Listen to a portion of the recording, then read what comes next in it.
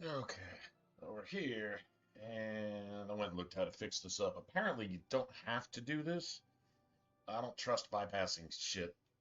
I feel like that makes the game do all kinds of weird stuff, even worse than it normally does. So,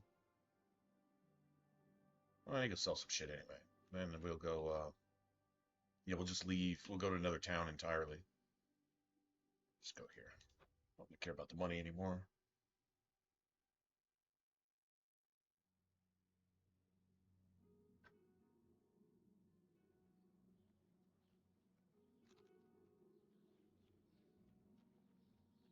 Greetings to you.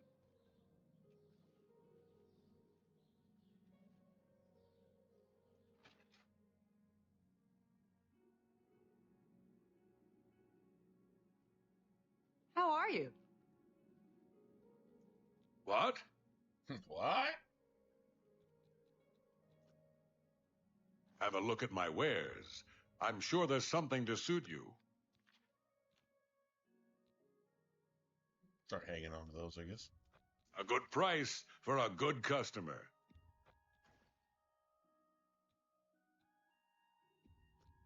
A fine. That seems a fair price. So, Mike. I don't know, man. I was thinking I was kind of like to do the same thing with the. Someone asked me about Kingdoms of Amalur the other day. There's even somebody who hadn't never seen it or played it, and I'm like, well, shit. I'd like to go finish that. I had, really, I think just some DLC stuff, but there's quite a few achievements for the DLC, if I remember right. It's a few. I'd gotten a couple of them and just, I don't know, got off it and then never went back to it. I have a character that's almost done. Like if I wanted to take that character, we could probably finish it in like a night or two, you know. You got a great deal Start there. another character and play through it. That's a good deal. Have to decide exactly what I'd even want to do. That's more than I'd. A good price for a good. That's Anyway, that was a thought. I don't know. Somebody else got some ideas. Shit, let me know.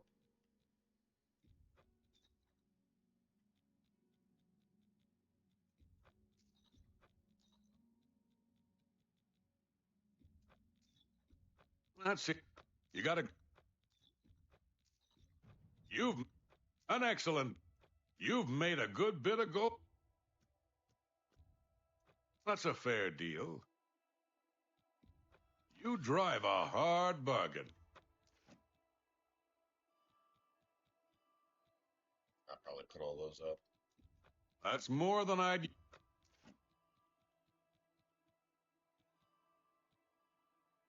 And out of habit, I used to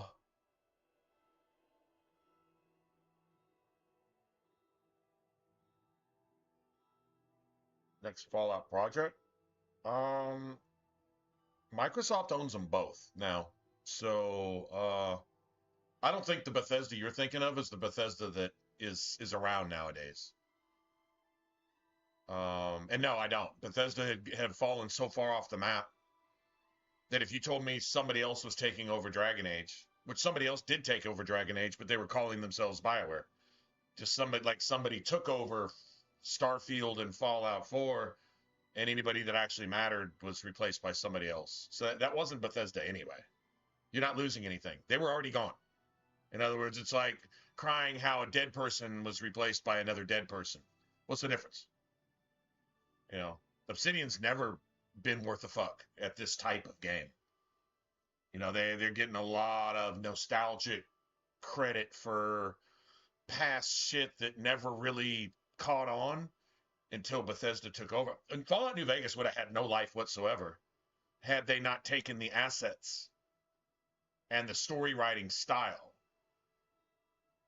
that Bethesda introduced with Fallout 3. Got to remember, the aim down the sights that didn't really initially work, and they had to kind of fix it a lot in Fallout New Vegas that they didn't have in Fallout 3. It's in Fallout 3. It's actually already in there. They just opened it up and used it Fallout 3 just, I don't know, they weren't comfortable with how it worked. I think the first person choppiness, you know, I wouldn't say glitches necessary, but the first person choppiness, they were just not really happy with that. But animations and gameplay were never really Bethesda's strong suit. They didn't do anything even worth a fuck until Fallout 4. And then apparently they improved it even more in Starfield, but it's the only thing Starfield has to offer, period. Starfield literally has nothing to offer.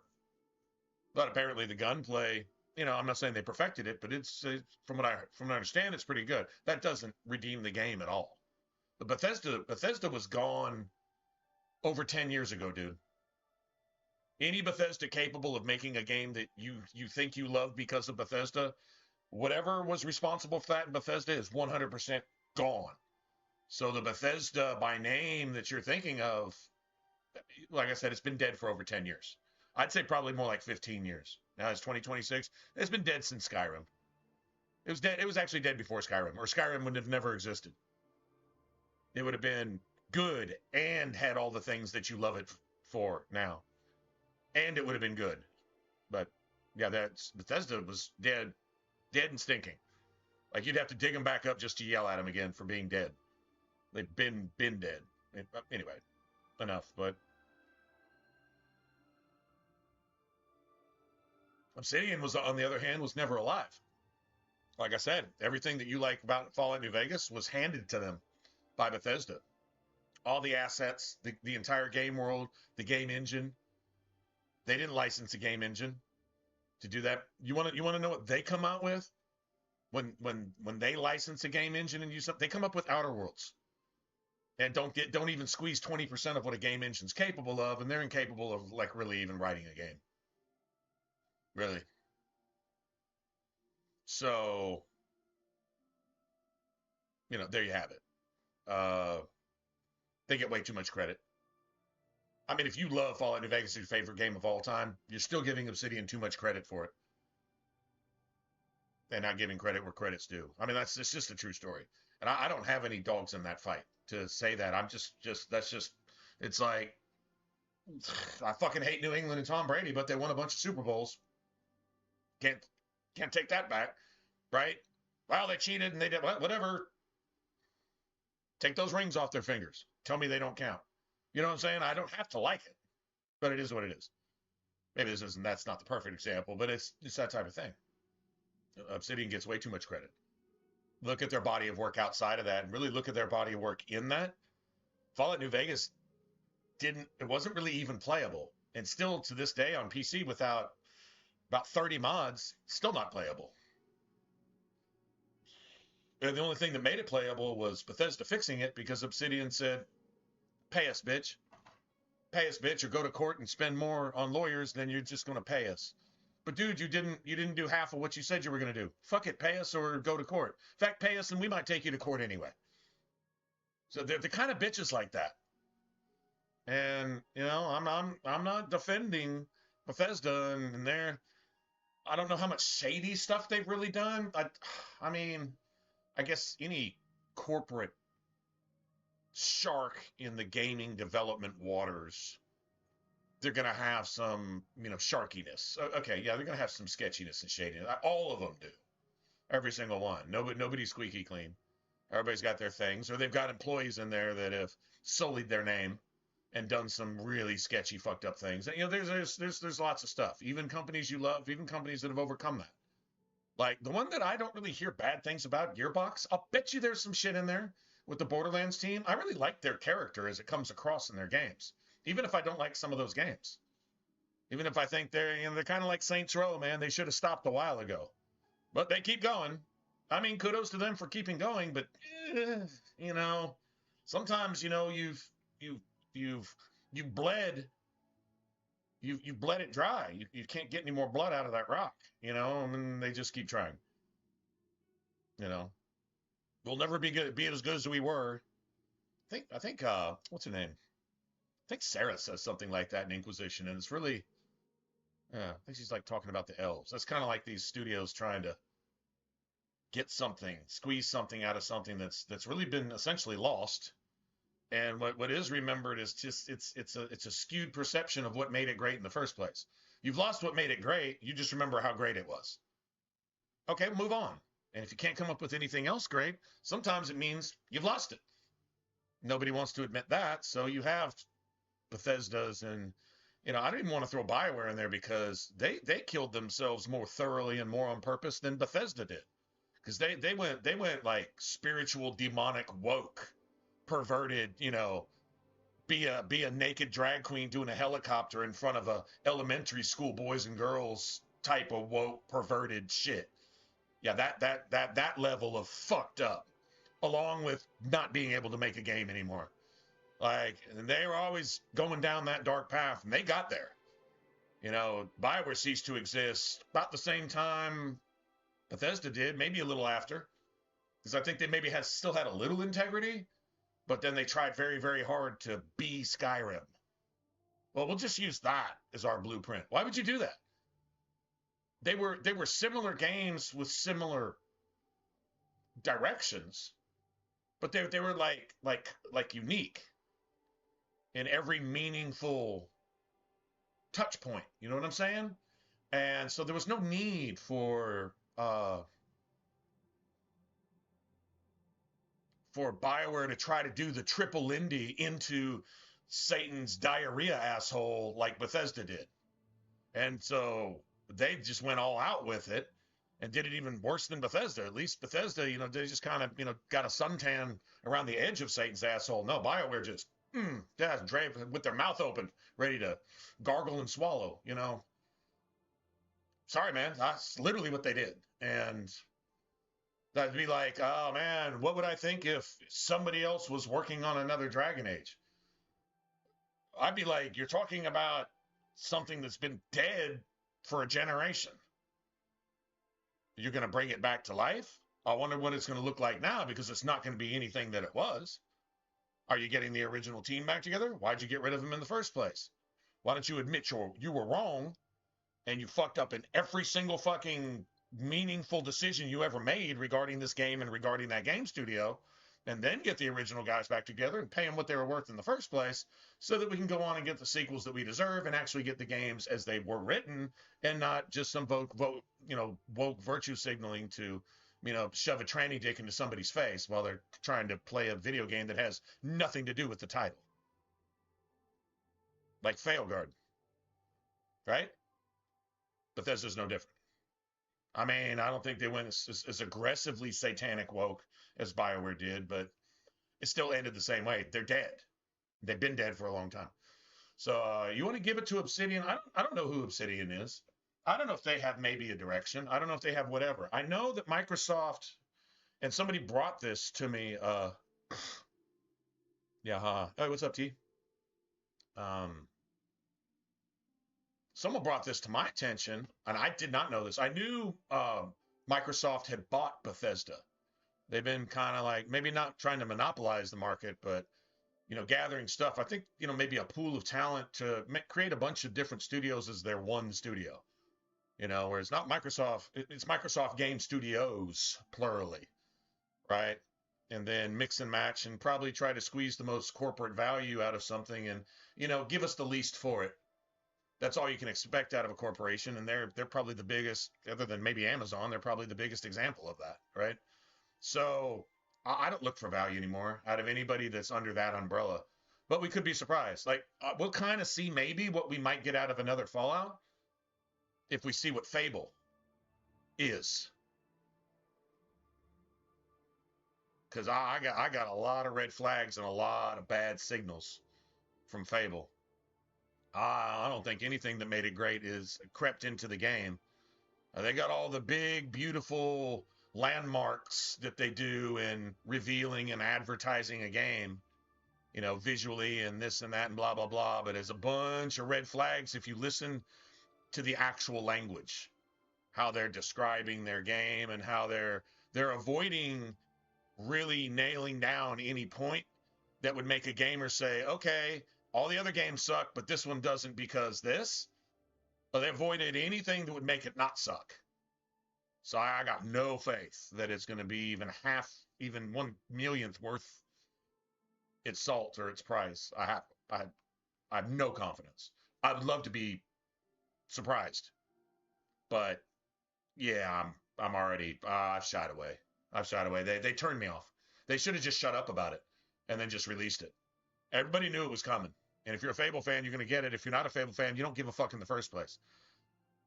So if you try to use a bunch of virtue signal, a bunch of woke catchphrase, shady red flag shit to maybe try to, cherry pick some people who wouldn't otherwise be interested in the game, I still think you're going to lose.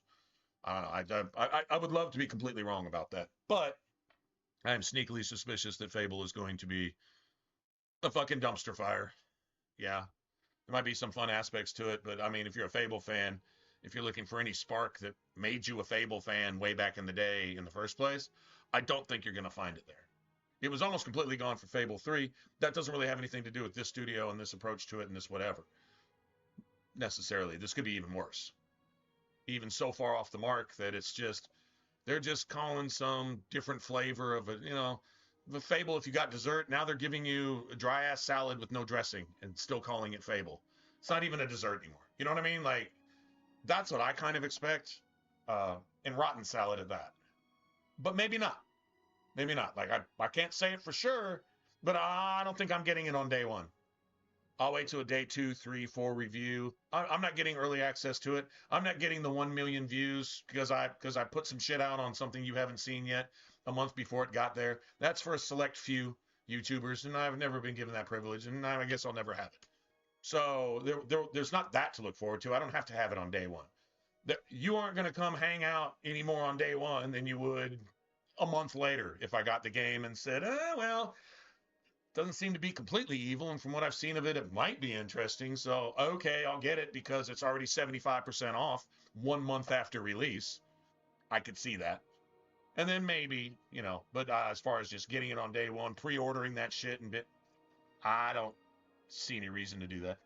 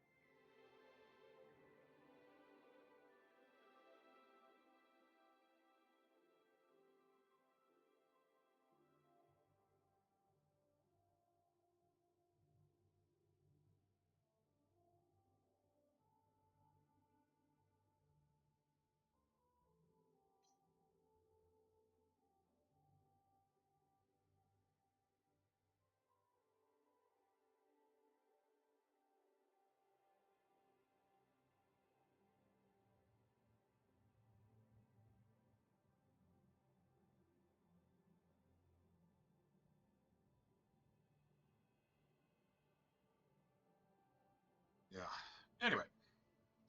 Yeah, what's going on, T? In a minute. Yeah, I don't, anyway, long story short. Good time. Oh, where's my, let me plug my phone in. I gotta recharge. Hold on.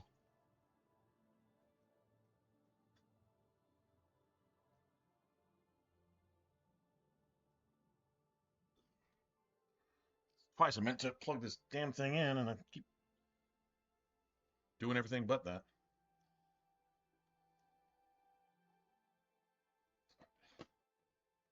Anyway, I wonder if we get to Shivering Isles tonight. We might. I don't know. Don't know how long I'll stream. I'm kind of tired. Tomorrow we got that grand opening, the whatever you want to call it. Don't want to get too melodramatic about it, but get to like open the store for real.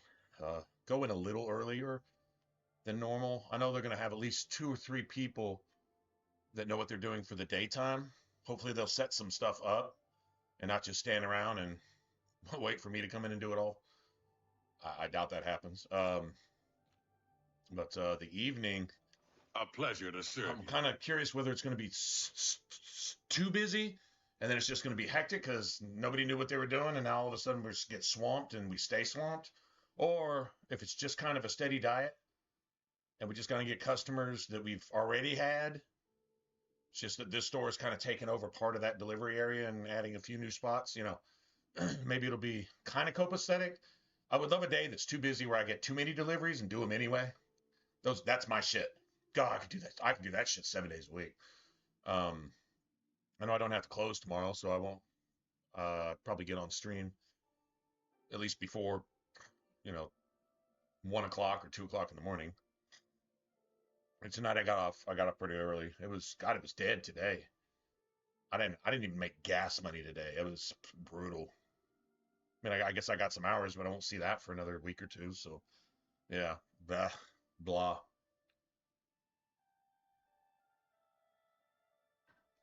You too.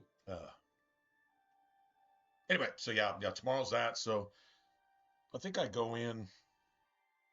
I might even go in a little bit earlier and just see. But I want to get there 4 at the latest. I think 3 sounds a little bit better. One of the drivers from the other store, he's going to try to go over there and get some days and then still work some nights, just get an extra shift here or there type thing. And it'd probably be helpful to have somebody in the daytime that knows what they're doing to help any new people that we have in the daytime and to get shit done so that, because, man, if you got a busy restaurant, man, that thing can go to a filth hole quick if you don't do your job. Everybody's got to take care of their shit. So we'll see. Kind of exciting. See what happens. Okay, so I needed to wait like a day. Maybe not a full day now, but let's see. So I got to catch this light on this gravestone. I finally got it to show last night. And then when I activated it, the fucking activate button doesn't work. It's a known glitch. It's nothing really new. So it would be lit up, let's see. It'd be lit up like if it was 11:52. Right.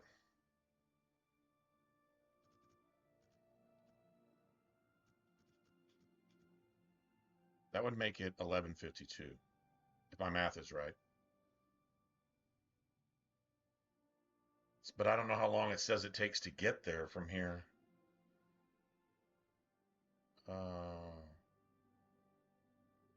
Oh, well, wait. I know what we can do. Take a few hours off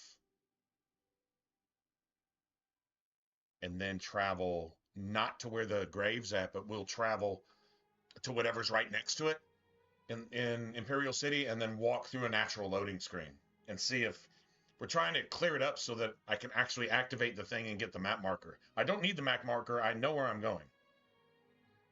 Like I could just fast travel right there. I mean, I can literally show you on the map. I think I've already got it unlocked. Yeah, that's literally where I'm going. Actually, it's already got it on my thing, but it didn't update on my quest log. You know what? Oh, fuck this. You know what? Never mind. Gotta know what's the best way. Maybe drop down to it. Okay, never mind. It's got the quest marker on it already. I'm just gonna go there. Yep, screw this. I think I did all this shit for nothing, but whatever. I was just trying to keep the game from glitching. You could, if you skip a step in a quest, you can make the quest broken, like unplayable. You hurting my horse, bitch?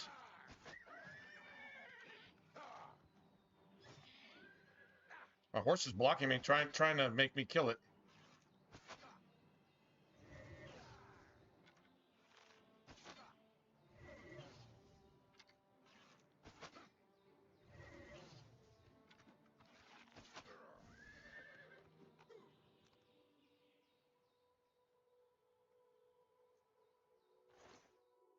That damage over time is a motherfucker, isn't it?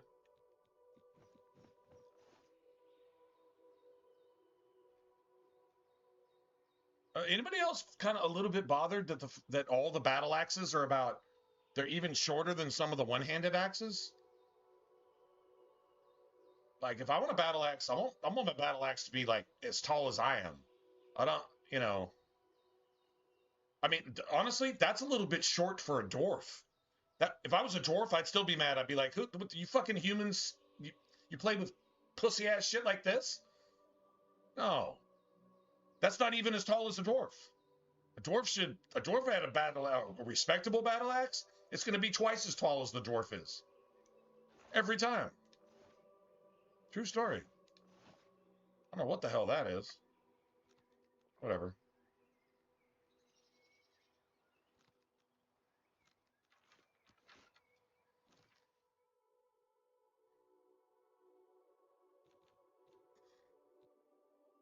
Okay.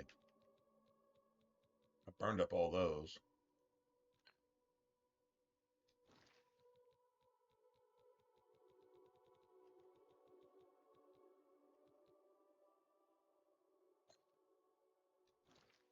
That's a grater.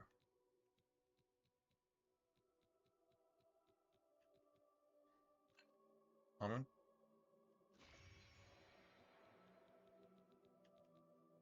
Common. Okay.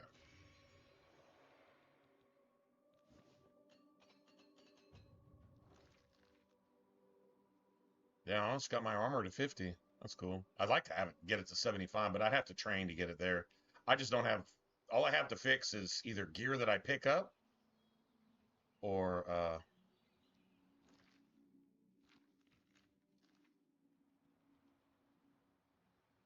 my weapons. So if that's one downside to not wearing armor.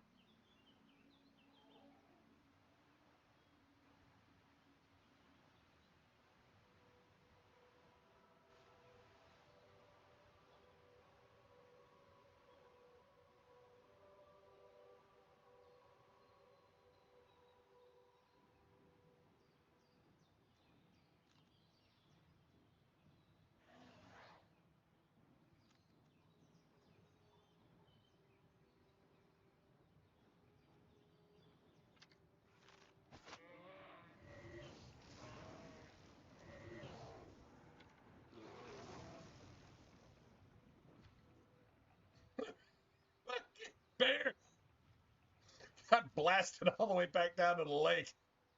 He was like, "I got you, damn it!" Fucking, he just went. He just went about 3/4 of a mile sideways.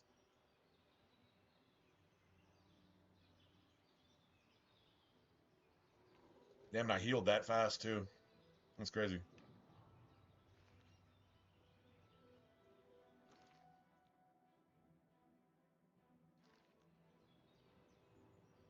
Wish they had one of those soul gem altars out here. I could make a few black soul gems. Oh. Oh no. Okay, I've got this located. No, I need to go make some black soul gems, don't I? Well, I can make 1, 2, 3, 4, 5, 6. Let's see. Do any of these have?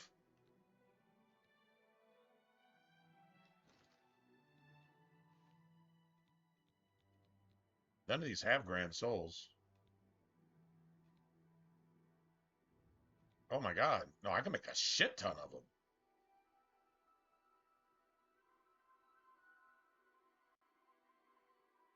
Oh yeah, yeah, yeah, absolutely. No, it's fantastic actually.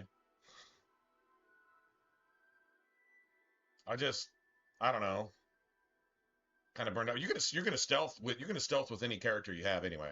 There's gonna be a lot of moments where you're gonna want to stealth. 6, 7, 8, 9. Like anytime you see the middle, the crosshairs. Okay, this is just walking normal, right? But when you're sneaking, when you see this, if you watch any player of Oblivion, well, okay, if you watched a million players of Oblivion, 999,999 of them are going to be doing this 999,999% of the time. Just doing shit. I need to go make these, I need to go make these. Where's that one place at? Darkfisher, there it is.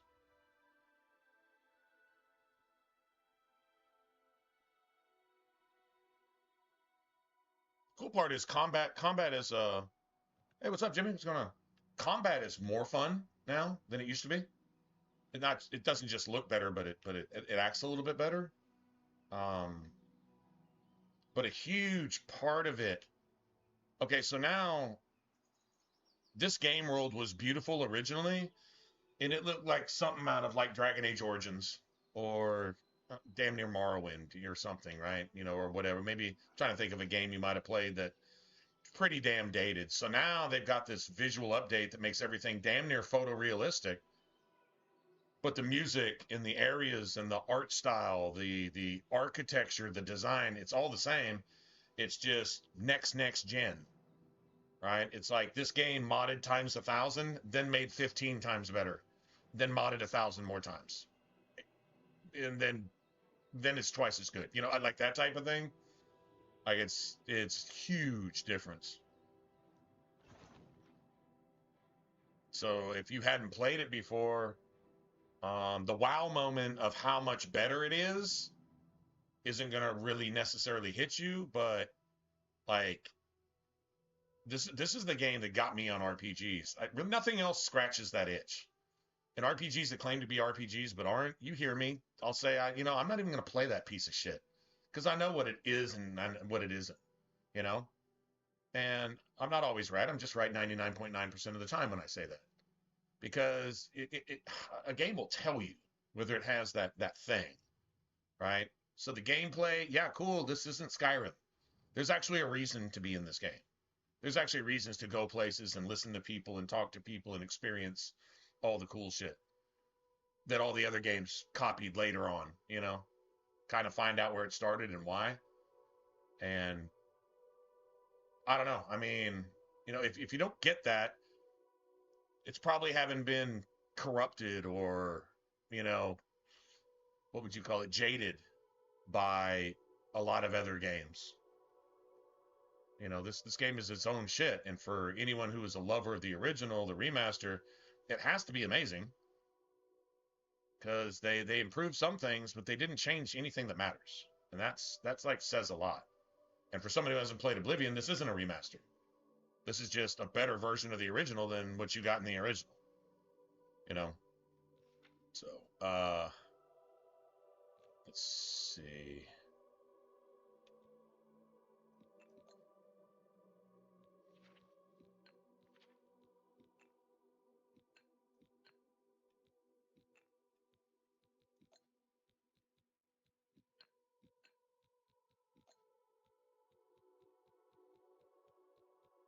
What I got? 10? I'm guessing I've got like a 7th grader, 1 petty, and 1 common.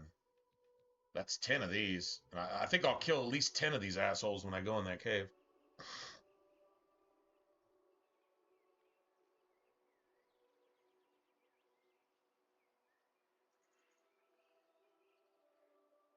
Oh no, yeah. I mean, their main IPs, they ruined their own IPs.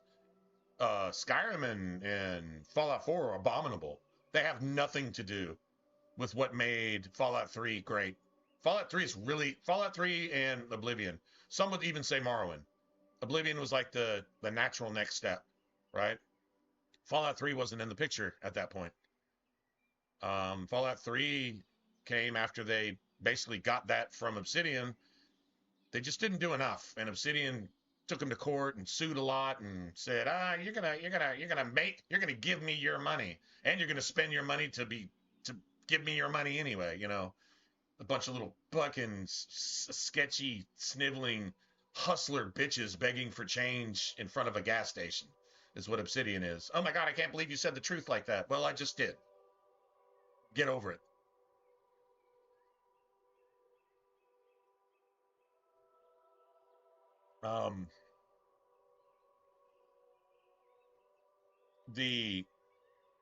The opportunity here, but you can't do Fallouts don't make themselves. Fallout 4 proved that. Elder Scrolls don't make themselves. Skyrim proved that. Modders have been trying to make Skyrim playable for a decade and a half. And if you find a modded game that's like what you would call playable by modern standards, it's got so many mods that it's replaced basically all the original coding, and everything is pretty much relies on a script extender. Basically another engine that somehow makes that engine not look like itself. You know, hiding the embarrassing redheaded stepchild in the back room somewhere. Am I wrong? So, yeah, Bethesda's been out of it for forever. Nobody bothers to see that. I guess that's thinking too hard. Don't really need to do all that thinking if you got enough dope and Doritos and Mountain Dew, right? And beer. Cheers. Cheers, guys. Since I had no weekend, and it looks like I won't have a weekend for the next possible month, which would be good for me, I guess. Well, even if I'm working 7 days a week, I'll still see you guys at least a little bit, most every night. Maybe there'll be a night or two. If I'm too tired to stream, then y'all just if you're of the kind sort that is my friend and not my enemy, then just be happy for me that I'm actually getting enough hours and enough work to do what I love to do outside of this. If I'm not doing this, I'm doing that. If I'm not doing that, I'm doing this. Where's my social life? That's highly, highly overrated these days. Just saying. I got something on my monitor. Hold on. I think I've got some of those camera lens wipes, computer screen things. I think I've got some of those. I think I need to hit my monitor with that. Probably yell and spit a lot on it, probably. No. Todd Howard knew that Skyrim's sole success laid in people desiring to be less intelligent and to embrace more stupidity. Politics and social media and modern video gaming and modern churches and modern educational system wouldn't be what it is unless you embrace the fact that people want to embrace everything that's the opposite of good. Everything that promotes stupid and corrupt and avoid thought, discipline, morality, ethics, and fun. Fun is the reward of having worked for it. To embrace the opposite of all that, which is Satan's asshole, and when you take a nosedive into that, because you know that everybody's going to just follow right along with you and take a nosedive because it's easy and it's free. Hell, sometimes it almost seems like they'll pay you for it, but it costs you everything, including your mind and your soul. Am I wrong? And that's not a deep dive. That's just a surface observation of exactly why things go that way. I'm just saying, you can apply that to everything, can't you? So there you go. We just got to wait till midnight-ish. You can sort of see it in the sky. I don't know if they updated that. One time I did this and I couldn't see it at all in the sky. See, in the original, it was like literally like a blue or a purple cone of light that shone on the altar, and it would show there for a while. Here it doesn't seem to be any particular night of the week. You may have to wait one night. You might have to wait 12 or 13 nights. I almost had to wait 2 weeks to get my first Black Soul Gems. I'm not sure why. Oh, well, that's, yeah, good quote. That's, yeah. Love of money is the root of all evil. Kind of gives a little more weight and breadth and depth to that statement, too. Because you can carry that on down down those rabbit holes, down those trains of thought. They're not always rabbit holes. Well, sometimes rabbit holes aren't a bad thing. Sometimes it's good to let your mind carry on logical conclusions of a logical conclusion of a logical conclusion, and understand. And then you look around you and you say, wow, if you were to try to tell somebody that, they would hate you for it because it would require that they think and have a little discipline and have some morals and hate the status quo and the way things are going. Everybody's doing it. That does not make it all right. That does not make it a good thing. True story. Let's see. I kind of want to wait 23 hours. I want to get this to like the 11:30 mark because I don't in the original it was 11 to 1. 11:01 to 12:59. And so I need that light to shine on that altar enough to make 10 of these things, even if I have to like regen my magic and whatever, which doesn't take long anymore, but still. And the spell is actually cheap to cast now. I do not see a light in the sky at all. Doesn't mean it isn't there though. It can be there and you just don't see it. Doesn't cost too much to cast it. You can cast it, and then if you got it, it'll show a black soul gem. But I've been noticing the light is a little more visible lately, and it actually could be right now. I'm gonna wait till about the 11:30 mark.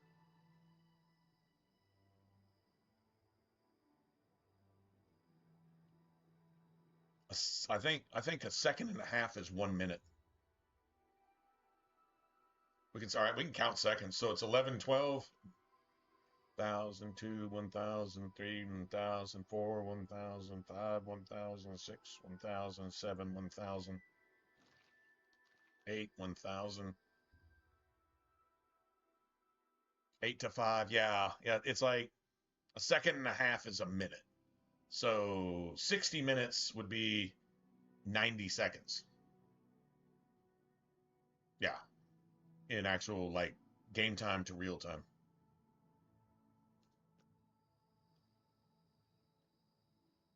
11:15. I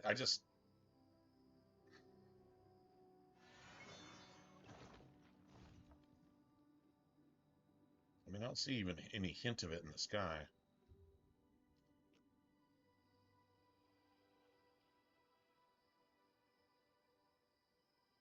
I think one time I didn't wait long enough. I was here at like 11:15. I didn't see it, and so I forwarded the time, but it should be anything past 11:30, unless it's 11:45. If it's 11:45 tonight, I could sit here and wait 2 more weeks trying to get to that sweet spot. So I think I'm just gonna say 11:30 to 12:30. And I swear I've seen it here at like 11:05 before too, even in the remaster. It's how it was in the original. I think it's wonky. That's all. I think it's a little bit random too. Maybe it shows up for 20 minutes once a week. Then it shows up for an hour once a week, but that week might start 2 days later. You could be talking from Sunday to Tuesday type of thing. Like I don't know. I think it's weird. There was supposedly a formula to it, but oh, that's beautiful. Um, there it is. Does anybody see anything in the sky? I don't see shit over this altar.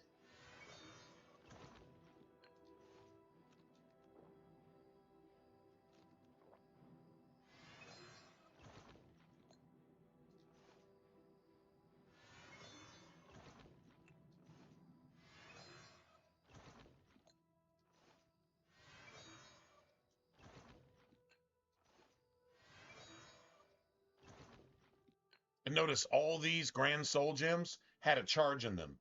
Petty souls, common souls, greater souls, it doesn't matter. If they lean to the left like that, they're darker. They have like a shadow on them already. Whether they're empty or they have a charge. If they have a grand soul, I think they just stay a grand soul. I don't think you can make a Black Soul gem out of a Grand Soul gem that has a Grand Soul already. Black Soul gems give you a little bit extra charge in Skyrim. I do not believe they did in original Oblivion. Yeah, because your weapons would still, like, if you enchant a weapon, it would still have a 1600 charge, which is a Grand Soul. A Petty Soul is 150. A Common Soul is 800. A Grand Soul is 1600. So, yeah.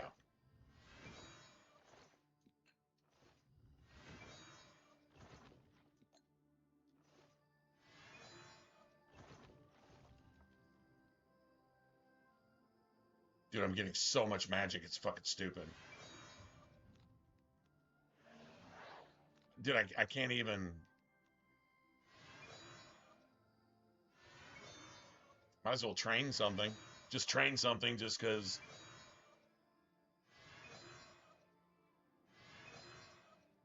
I have like 1,000 points of magic above my actual magic pool. I just wanted to make sure it regenerated fast enough. Dude, my illusion's almost at 100.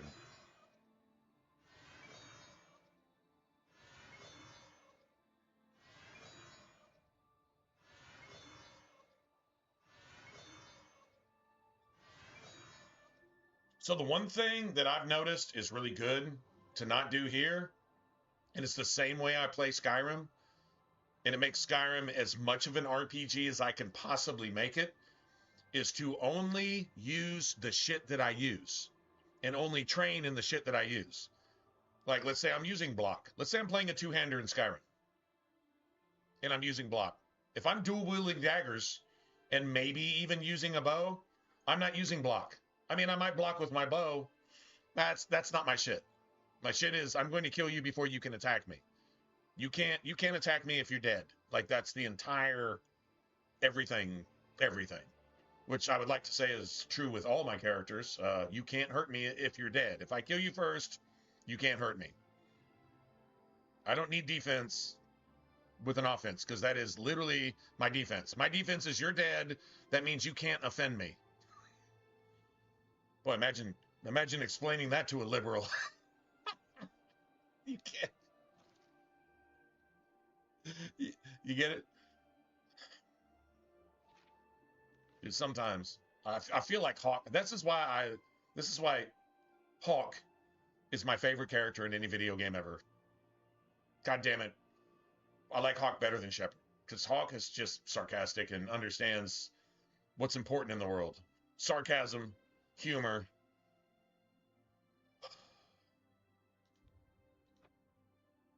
It's everything you need, man. It's beautiful.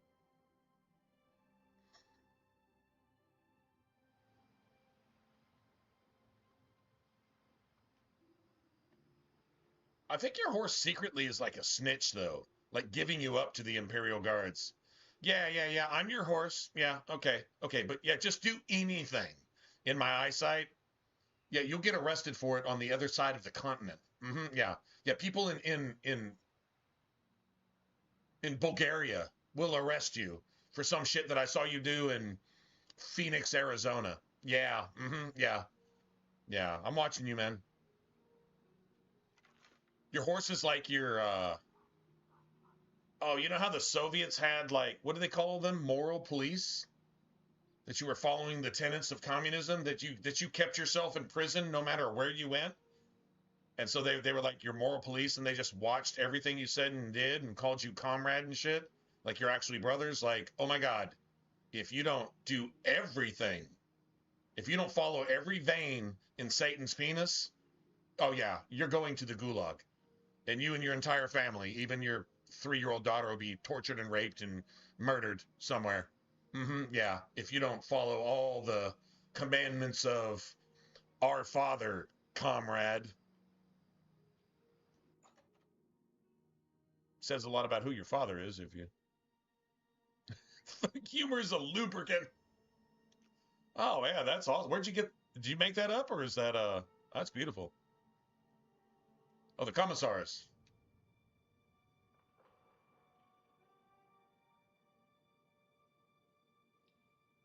Oh, that's an interesting commissar because commissary.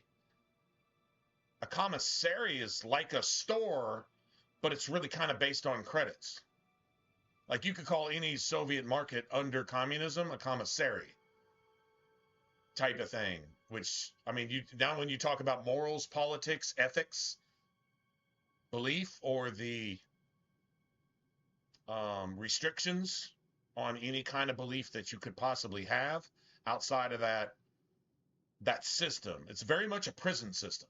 Prison works under those exact same ethics and morals and principles and like all the everything. True story. That's interesting. Commissars. There was a song about that in the 80s. Something. Dun, dun, dun, dun, dun, dun, dun. Oh, commissar. Dun, dun, dun. I think it was kind of mocking communism, or it might have been promoting it. I don't know. Musicians do evil things, and that's how they make their millions.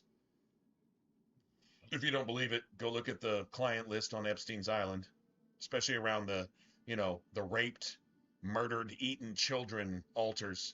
Oh, you can go to the Grove too, and about probably 70, 80 other thousand Moloch groves. It's funny it's called the Grove, and Grove is when God describes that they did that shit 2,000-3,000 years before Christ. I guess going all the way back to Cain murdering Abel. And I guess you go to the foundations of what you would call Babylon. Molech worship groves where doing this shit to little kids and stuff. I mean, it rears its ugly head even in Islam. Fucking with little kids. Their version of heaven is you have, what is it, 13? I think 13 underage girls to rape for eternity. And they're always virgins. So, you know, once you put that in your pipe and smoke it, it's like, how sick are these fucks while they murder everybody that doesn't agree with their pedophilia and their terrorism and their hypocrisy and their filth and their inability to do anything for the world except pick up rocks and throw them and hide behind schools as they launch missiles that they get from communists at you. Whether you're Israel or whether you're American, it's all the same shit. They just hate anything Christian. And their idea of heaven is to get to rape multiple underage girls for eternity. That's literally what drives them to blow themselves up and hopefully take you with them. In the name of their... What kind of fucking God is that?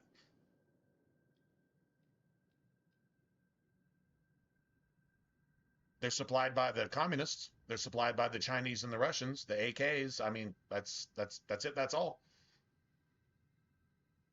Well, honestly, if you're a country and you're supplying these motherfuckers that are doing this to the world, maybe you're the ones that need to get nuked because our nukes are better than your nukes. I think I can nuke you faster and knock your shit out of the sky. And you pollute the world on a global scale. China pollutes the world on a global scale that's like 500 times worse than the entire world combined. And that's including India. And nobody's talking about global warming with them because they fund the people that talk about global warming. That takes away your rights and puts trans people in your fucking schools to pervert your children and turn them into sodomites and Gomorrites. Now, that's a fact. If you don't like that, get over it. And if you don't, go fuck yourself on Satan's dick, which is a cactus, along with your mama for allowing you to be born. Like, I mean, let's just be real. Is that harsh? No, that's just, if you can't understand that language, you probably are the problem. Like, that's some serious shit. How did we get there from video gaming? Principles, ethics, morals, like everything. Entertainment, religion, politics, religion, education. Crazy. Dawn is breaking. Welcome, sister. The hour is late, but the master still has need for willing hands. Well, stuck. You may pass into the shrine. Well, Harrow will take you to the master for your initiation into the service of Lord Dagon. Do not tarry.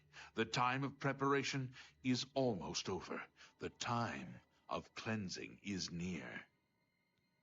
So basically, it's kind of like, hey, brother, and I'll be like, okay. It's within. Hey, brother. You should not linger and you'll be here. like, are you sarcastic? And I'll be like, no. And then you're like, Okay, fucking hypocrite. I guess we're not brothers anymore. Just pretty simple like that. Are you sarcastic? Do you like humor? Do you have a sense of humor? No, actually, I've met people without a sense of humor. They're so socially inept. They can't speak to you or look you in the eye, but they would like to be nice.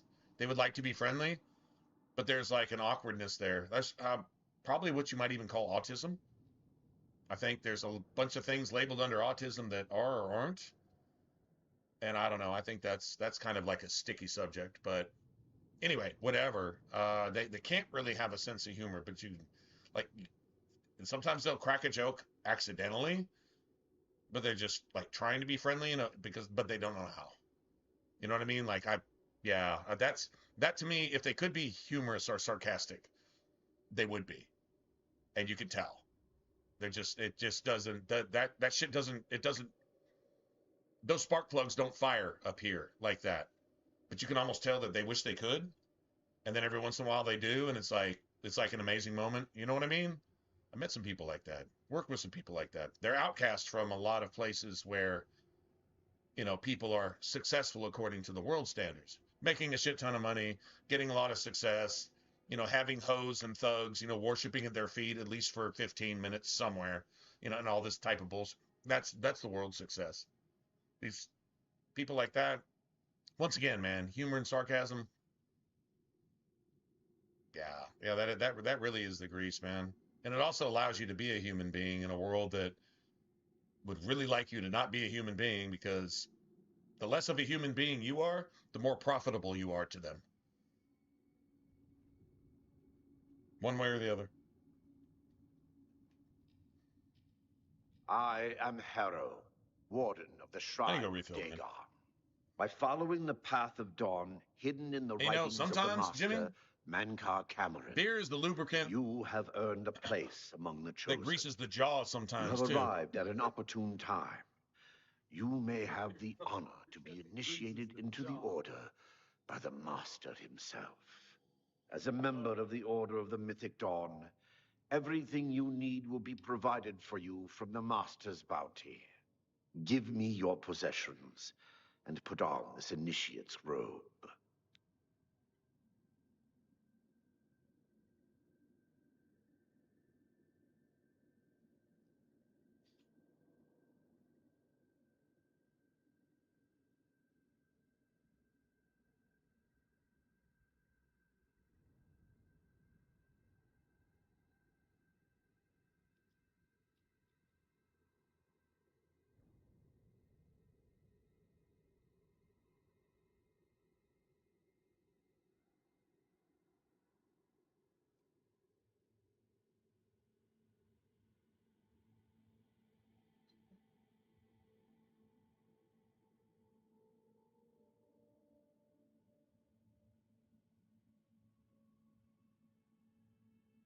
Oh man. Dagon used to be a main call.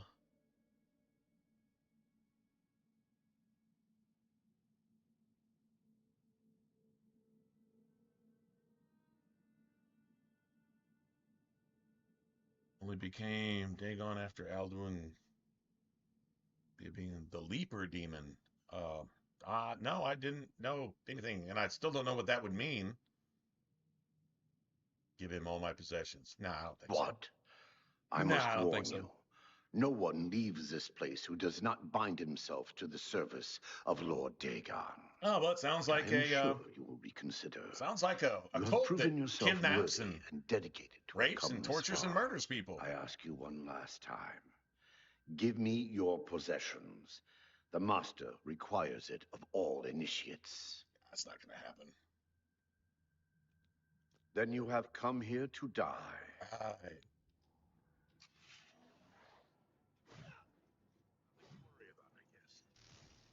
Thanks. Appreciate it. Needed to refill my magic.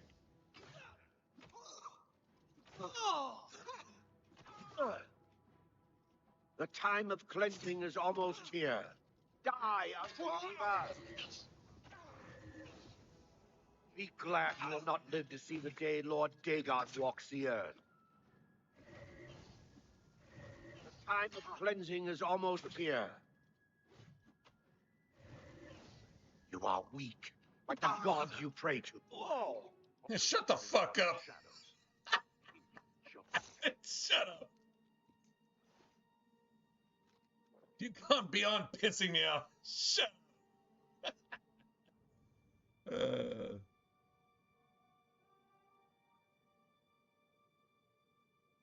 You know it's really cool, Blacken? Just killing it. Just kill it. I don't care how you spell it or pronounce it. Just kill it. And then it can stop murdering and kidnapping and raping and torturing and, planning the destruction of everybody. If you just kill it, it can't do that anymore. I'm cool with that. That's what I do know. I'll just do that. Yeah. Okay, thanks. Okay, thanks, bye. Lord Dagon!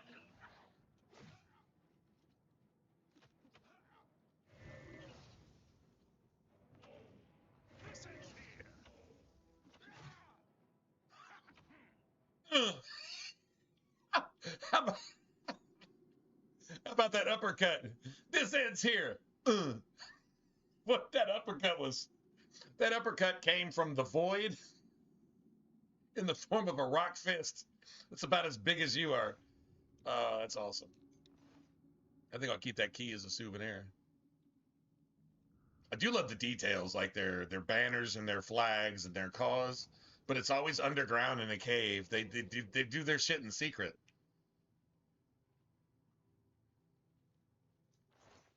Do y'all know that the first few stages of a locust's life, a locust, is spent underground too?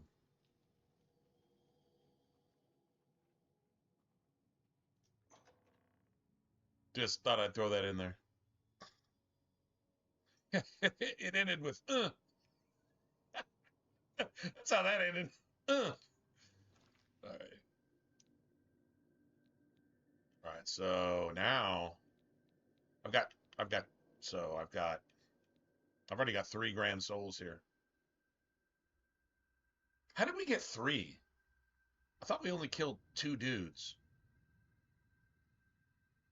Is sometimes a soul so black, it's just so evil, that it gives you a 2 for 1? Maybe.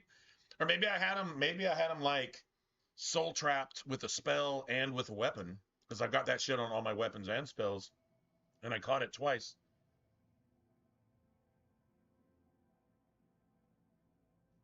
That's possible. Okay, well, we'll use that one.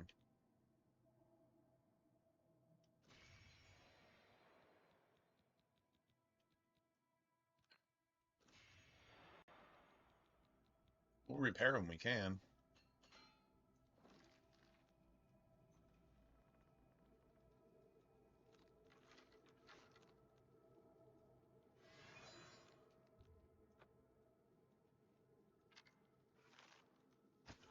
Oh, that was a nice shot.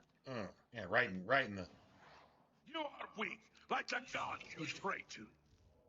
You are weak like the gods you pray to. The Master's vigilance.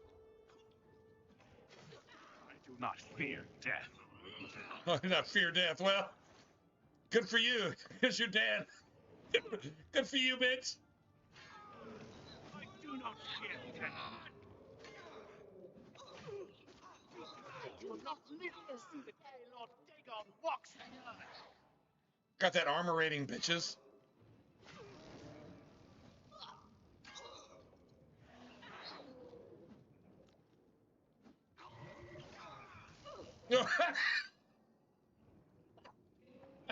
Dude. Oh my god, I love that shit. Get that.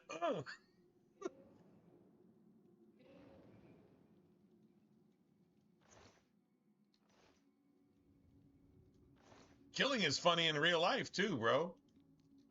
Killing is hilarious in real life. When you see some woman rape, pedophile worshipping piece of terrorist shit in Iran doing a broadcast saying the missiles cannot touch us because Satan's pig-sucking asshole called Allah protects us, and then one of those American smart missiles just decimates her studio, and she runs with her covered face, being proud of the decimation of women's rights and throwing gays off roofs and just all the things that they represent, terrorizing innocent people and murdering innocents that are least suspecting it because they're afraid to fight like cowards, and they hide behind schools while they kidnap and rape and molest fucking underage men and women and boys and girls in Israel just because they're Israelites, because they can't actually come against America, so they just keep fucking with these people and doing satanic shit. And watching them die, that is the funniest fucking thing you can show me. Show me repeats of that on loop so I can watch it and listen to it and be glad knowing at night that God-fearing Christian American men and women in service are executing these fuckers according to God's law. These pedophile worshiping fucking pig sucking. Man, I want to drop pig grease and baby doo-doo on their fucking Dome of the Rock. The only reason I wouldn't do that is because that's God's favorite place. It's just the Satanists have fucking defiled it, trampling it under their filthy fucking feet. That's the most funny shit you can show me ever. That's the shit that gives me hope the next day, knowing that God still does work in this world. That's some pretty funny shit in the real world, too. Not lying. That is hilarious. No sympathy for the devil. I don't care if you listen to the Rolling Stones or not. No, that motherfucker gets no sympathy. The things that that thing has done and is doing to children, men and women alike, your economy, your church, your school, your governors, leaders, and rulers, with the minds of fucking perverted, corrupted children. Yeah, man, that's not funny. Watching these motherfuckers get blown the fuck up, that's funny. It's like, oh, yes. Boy, every time you see an Apache or a Warthog fly by, you're like, I haven't even been in the service, but I just need to salute, man, or put my hand to my heart and thank God I'm American. Because the right thing is happening to the people who deserve it the most. It just doesn't happen often enough. God will take care of it. I'm sure of that, but still, it's lovely when it does happen. That shit is funny and inspiring. You punk ass bitch. No, seriously, I mean, if you knew what Satan did, not just with Eve, that's where Cain came from. Cain is not in Adam's genealogy because it's not Adam's son. But if you knew what Adam did in the garden too, then you'd understand why we are flying certain flags these days, and why God destroyed Sodom and Gomorrah in the first place, and why God destroyed all the children of the fallen angels, except Cain. Except Cain. I feel like Cain, if you're a Christian and you can't save anybody if you're a Christian. You just be grateful that you're saved. But if you have enough truth to save a Kenite, to save one of these jihadists, save one of these people that send these jihadists, save somebody that like owns Amazon, you could just go on down the list. Save some of these like top bankers and other people that write the rules, that get things into your schools, that do shit to your children, that if you saw somebody doing that to your child in public or in your house, you, if you are a man or a woman about yourself that has any humanity, you would kill them for doing that. But they're doing it publicly in your schools, right? The people that organize that, right? If you could save one of them, if you could get one of them back to the truth, I think that's kind of the point of everything. God has his elect. They were chosen before they were even born. There's examples. All the disciples, Paul, Jeremiah, any of the prophets, Moses, Aaron, they didn't have a choice, right? But they made their choice before they were even born. And you have those who also made their choice before they were born, like Esau, whom God hated before he was even born. God doesn't hate anybody. Well, yeah, if you believe that, then you're so out of touch with reality. You might as well get some purple hair and fucking go get yourself shot protesting ICE.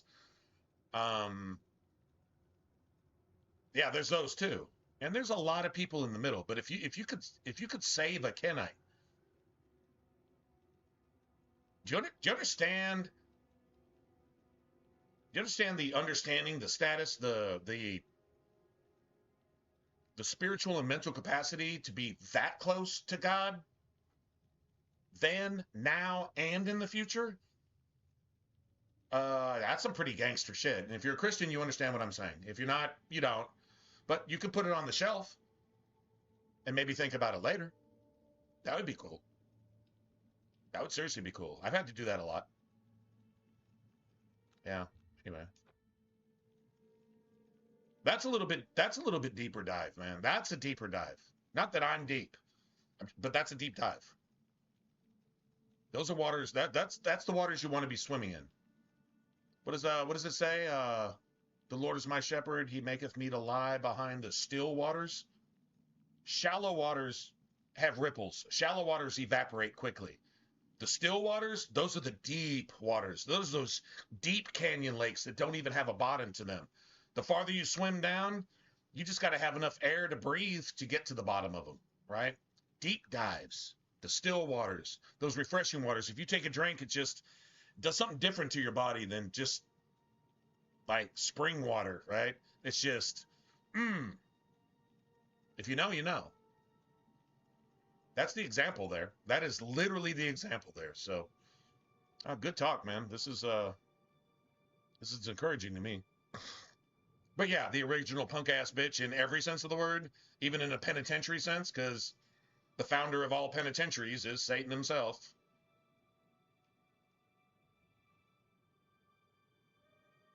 Man, so we're playing a video game, but if we wanted just to have a side talk, like, I don't know, like a podcast or something, we could talk about penitentiaries and how the Bible doesn't allow for one.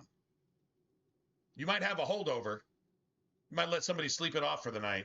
You might have something like that. I still wouldn't call it a jail. I would call it a judicial timeout, but prisons, penitentiaries, there's literally no place for one. Israel wandered the wilderness for 40 years. They never built a prison and stayed there to support the prison as a money-making machine. There's no call for it. What you do to thieves, you do to thieves. What you do to rapists, you do to rapists. What you do to pedophiles, you do to pedophiles, which are also rapists. What you do to murderers, you do to murderers. What you do to people fucking, I don't know, crossing the street, crosswalking or something, what you do to them, you do to them. You don't lock anybody up. Communism is prison in or out of prison. God is the opposite of that. God's law doesn't allow for prisons. You correct shit and you go on. And anybody coming in to have a problem with that, you either get rid of them or execute them. And if they don't like it, they won't come there anymore. If they want to fuck with your kids, well, they're not going to come here to fuck with your kids because they're going to get stoned. And you know what the best rock, if you're a Bible student or scholar, you know what the best rock is? It's one at bullet muzzle velocity. That's the best rock. A little chunk of lead, that's who gets to throw the first stone. If you're a victim of one of these crimes that these pedophile worshiping, thinking they're going to rape underage virgins for the rest of eternity, that's their vision of heaven. That's why they blow you and themselves up and everybody else that simps with these motherfuckers, right? You want to know? A good rock comes at muzzle velocity, and the victim gets to fire the first rock shot. And that's why they try to take away your guns. These same satanic simps. It's not a coincidence. And for all of you in the UK, I'm sorry you gave up your guns. When you tried to do it to us, we said, fuck you. And then we came and saved your ass in every war ever since. So, yeah, maybe you should take the advice. Get your guns back and do something for your daughters that are getting raped right in front of your face. This is why I got banned off Twitch for talking this exact topic the exact same way I'm talking it right now, because it's the absolute truth. Yeah, Satan, the first punk-ass bitch. Can't fight straight up and is already lost.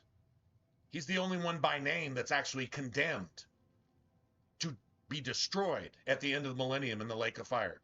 But he gets to play Jesus for you guys. If you want to buy into that, if you're one that worships celebrities and goes woke and watches The View and allows your children to get molested by fucking pervert, pedophile, fucking sodomite drag queens in your schools and you're cool with that, yeah, there's probably a place in the lake of fire for you too. And I don't want to spend a second in heaven with you if you're that much of a simp fucking pervert piece of shit. And every Christian would agree with me for saying that. They may not have said it the same way, but it's okay to be a little salty. You should be salty. The world's a place infections need salt. The world is in bad need of salt. Maybe you should be salty too. True story. Okay. Anyway, all right. Let's go. Let's be salty right here and get rid of all these. Look at this. Look at the prayer rugs. Look at the prayer rugs. The ones who want everyone dead that doesn't agree with the thing that's going to kill them too in the end of the day. Y'all see some like symmetry there?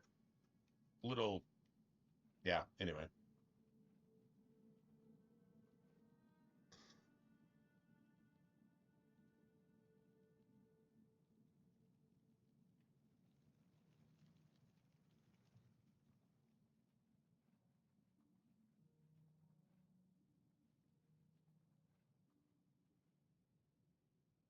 I think my favorite, Jimmy, that's beautiful.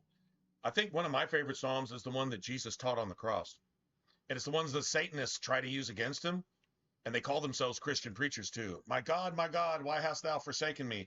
This is where Jesus had a weak moment. No, he didn't. He was looking forward to this. He had a Lord's Supper celebrating this shit the night before. No, he knew it was going down. This is why he came in the first place. He said, I will gladly suffer every single thing that you're scared of. So that if you'll come back and at least show a little bit of common sense, maybe you can escape what this world is all about while getting back to the creator of this world in the first place, who is me, who is literally getting murdered by the enemy right here in your face. Just stay awake with me for just 1 hour. What did the disciples do? 10 minutes later, they all fell asleep. I'm not even kidding. Like, dude, that's actually a thing. It's not like God doesn't understand. If you want humor and sarcasm, the darkest humor and sarcasm you can ever find, it's right there, right before Jesus is betrayed. Dude, it's the greatest humor and sarcasm. And God is like waking everybody up. Can you not just stay awake for 1 hour? 1 hour. What hour? At the hour of temptation. Can't you stay awake? Half an hour? It says when Satan is cast out of heaven, there's silence in heaven for half an hour. What's that hour? It's the hour of temptation. It's not that hard. I mean, God already told you. If you listen to him when he was here in the flesh, you can listen to him when Satan's about to come in the flesh to warn you that he's going to appear like a lamb, but he's got the teeth of a lion. What do lions do? They shred and tear. They take away everything you've got. Flesh, muscle, bone, all of it.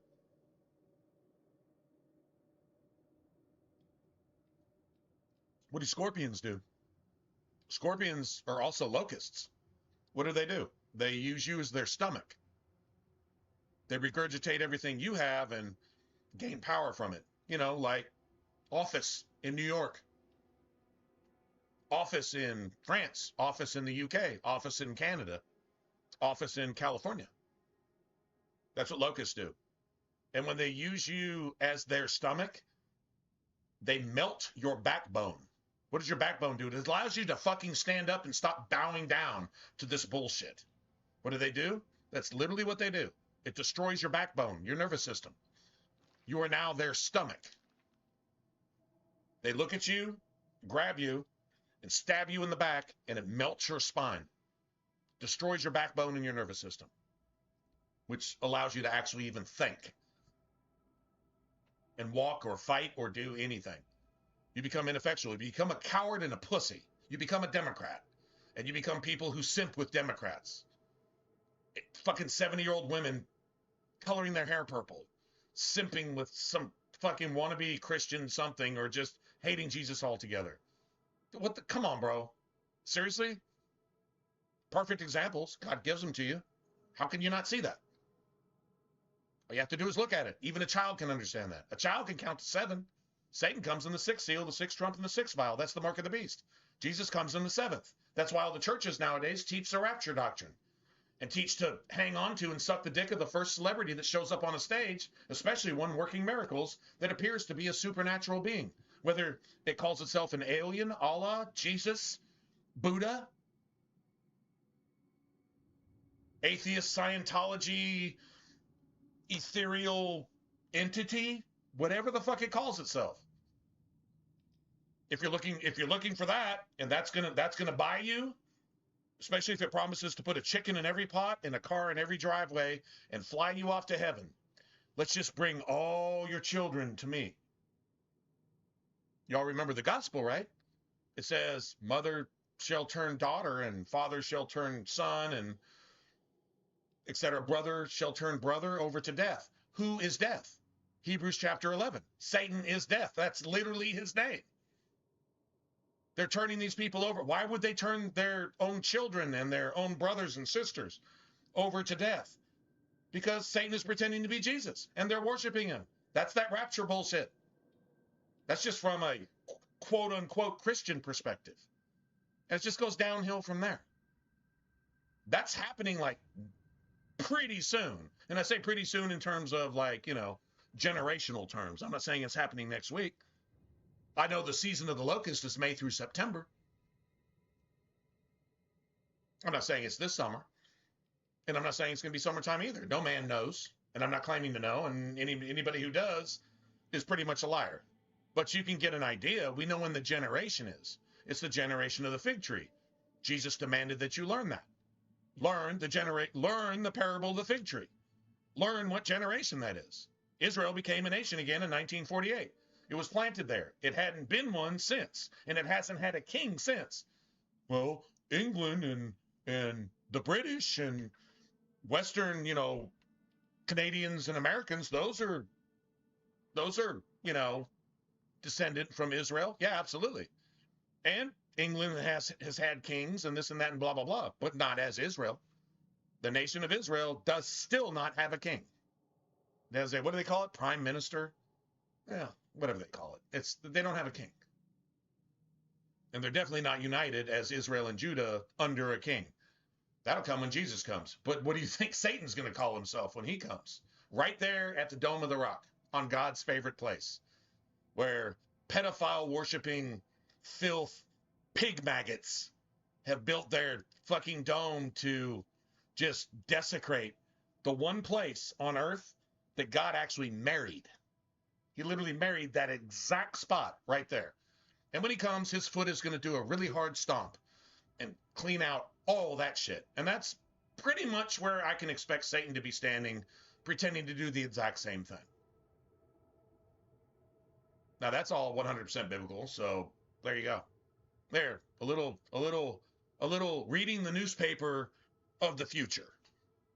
So if it doesn't ever happen, I'm a liar. If it does happen,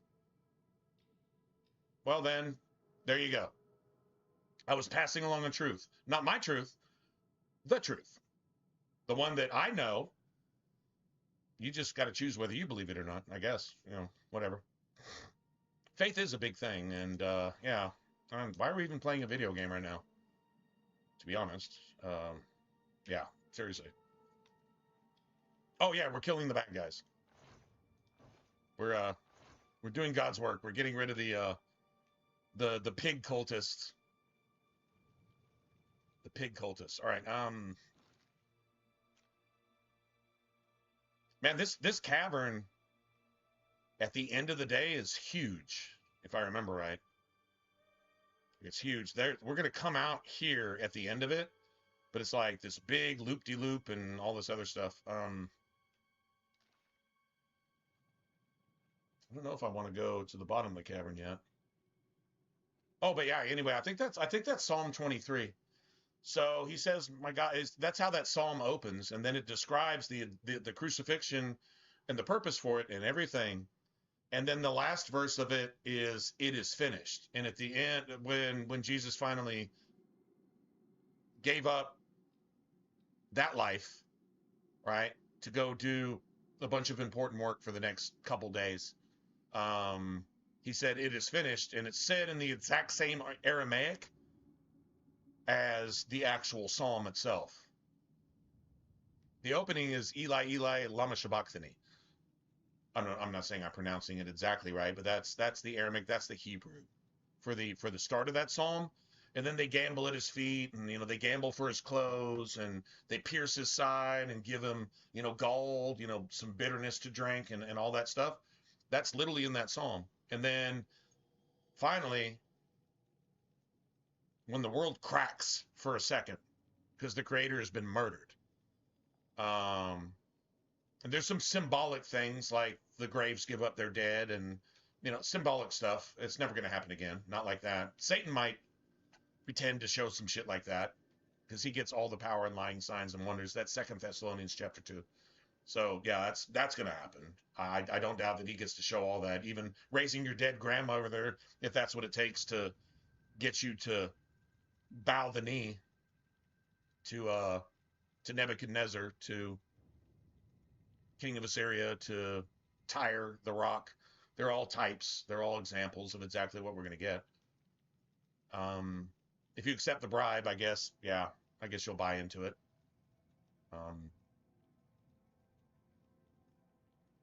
I guess the most important thing to gather from that is if you're still in your flesh body, that thing is not Jesus, and that is not a prophet. That's a liar. If they say go here, don't go there. If they say he's in the desert, don't go. They say he's in Jerusalem. Oh, you need to be as far away from that as possible. I mean, if you're in your spiritual body, you don't have to worry about it because God's not going to hurt you if you're one of his. But so you need to be like away from that. The idea is that this isn't a nuke going off. This is God's foot coming down on Earth that makes a nuke look like a dead matchstick that's not even lit anymore. That's what a nuke would look like compared to God's foot itself. Crushing. The world hasn't ever seen. Yeah, Sodom and Gomorrah don't even come close. Like it's not even. Yeah, it's kind of crazy. Anyway, anybody following that, cool. If you know, you know. A little bit of clarification, a little bit of what do you call it? Communion. A little bit of communion. Talking. And if you don't know, well, maybe some of that'll make sense at some point. You're like, I came here for this video game. What are we talking about? Does it really matter? If it was interesting, think about it. Put it on a shelf. If it comes back later, you'd be like, huh, okay.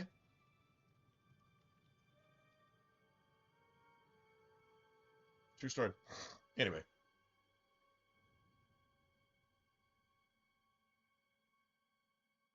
Oh, yeah. It is not subjective. Yeah, if it's true, it's true. If it's not, it's false. If it's right, it's right. If it's not, it's wrong. If it's good, it's good. If it's not, it's bad.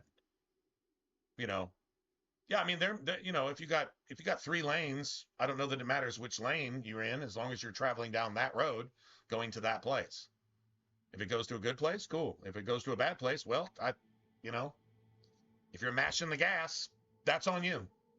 And if you get pulled over and the police are like, you should not be mashing your gas here, then you're like, oh, but I know where I'm going. And if you're just going there to help with, to hell in a handbasket, well, that's your choice. But if you're like, no, this is the way I'm going, and the world pulls you over to police, you can't even go down this road. God says I can. I don't know. But lock me up. Lock me up. Yeah. And then we can talk about it.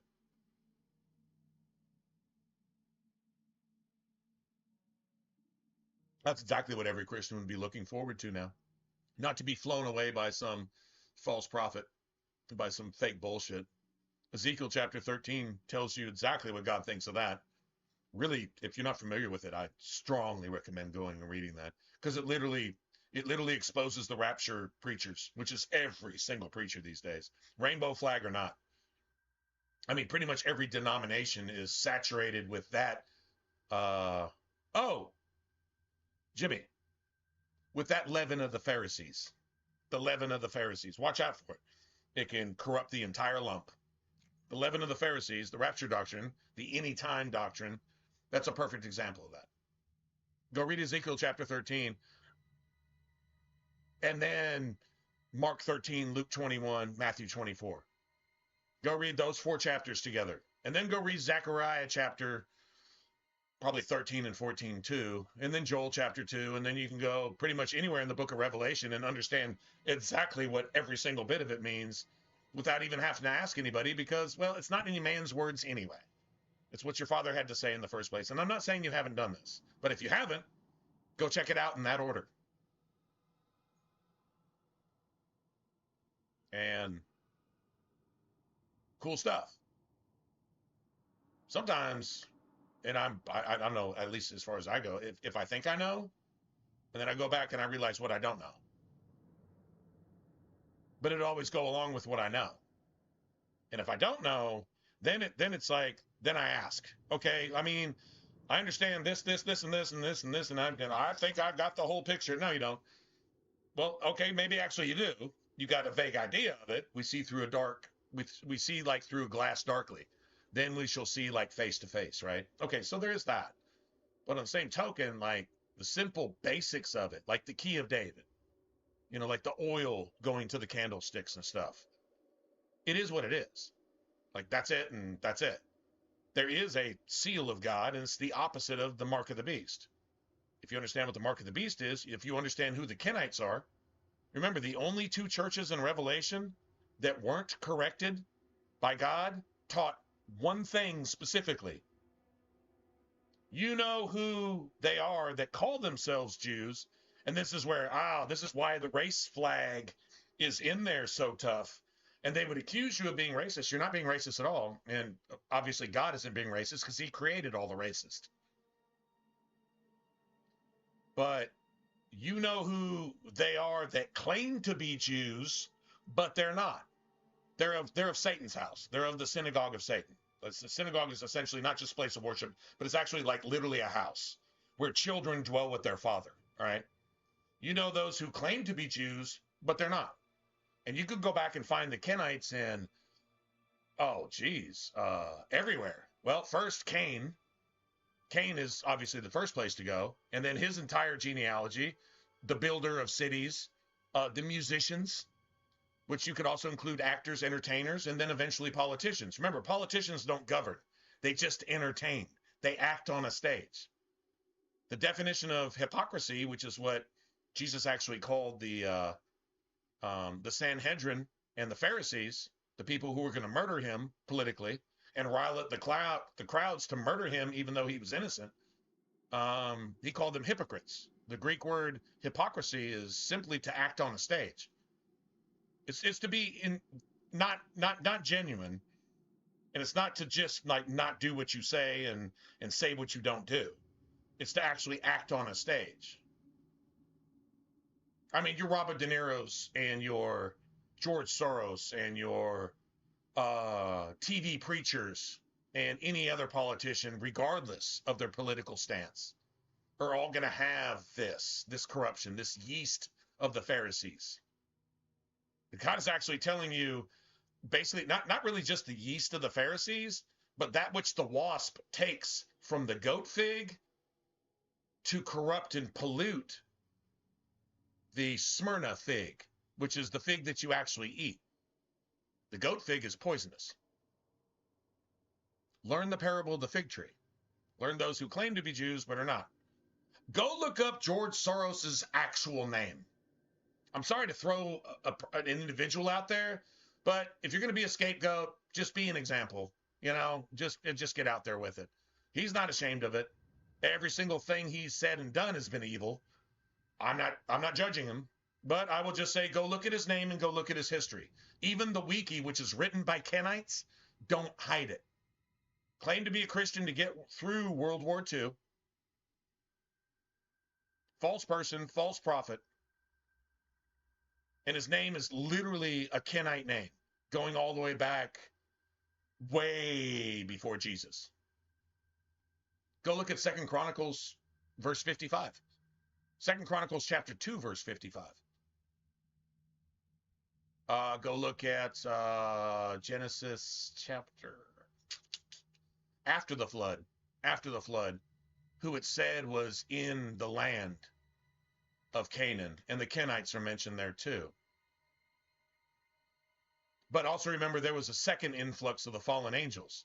But God also told Moses to take 2 of all flesh on the ark in that particular region. I personally don't believe the flood decimated all the innocent people on the entire planet, because they hadn't done shit. They hadn't intermingled with the fallen angels. The children, specifically the sons and daughters of Adam, specifically the daughters, had intermingled with the fallen angels again after the time of Noah. They did it again. And they had done it, I could say, technically, I mean, I don't know how many times and where and when and this and that. It's actually documented on maps, global maps, going all the way back to the time that maps were being made by people that were seafaring. Oh, and there's also evidence of Hebrews here in America. Hebrews, the Hebrew language, priestly language, specifically ritual or worship related Hebrew letters and writing that would only be done by a priest up and down the Mississippi in America, dating at least 700, if not over 1,000 years before Christ. Huh. Well, the Vikings found this land too, way before the history books try to pollute you and corrupt your fucking children to say that the world is this and the world is that. Just example after example. But yeah, anyway, just some things to consider. Hold on, I'm gonna go refill one more time. What time is it? I do have to have. Oh, it's only midnight. Oh, it's going down.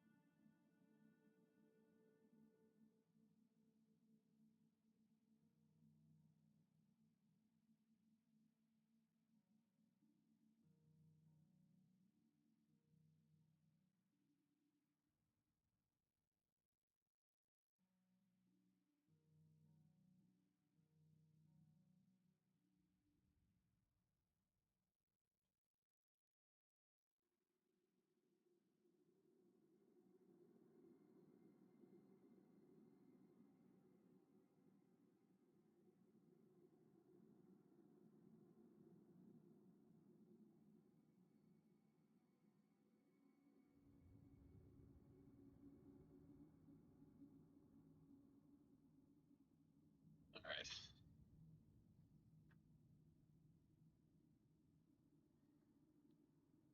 Yeah. Yeah. Actually, reverence. If you just want to be actually like completely honest about it, reverence for the Lord is the beginning of wisdom. It says it's actually quoted in English, fear of the Lord, if you're going by the King James.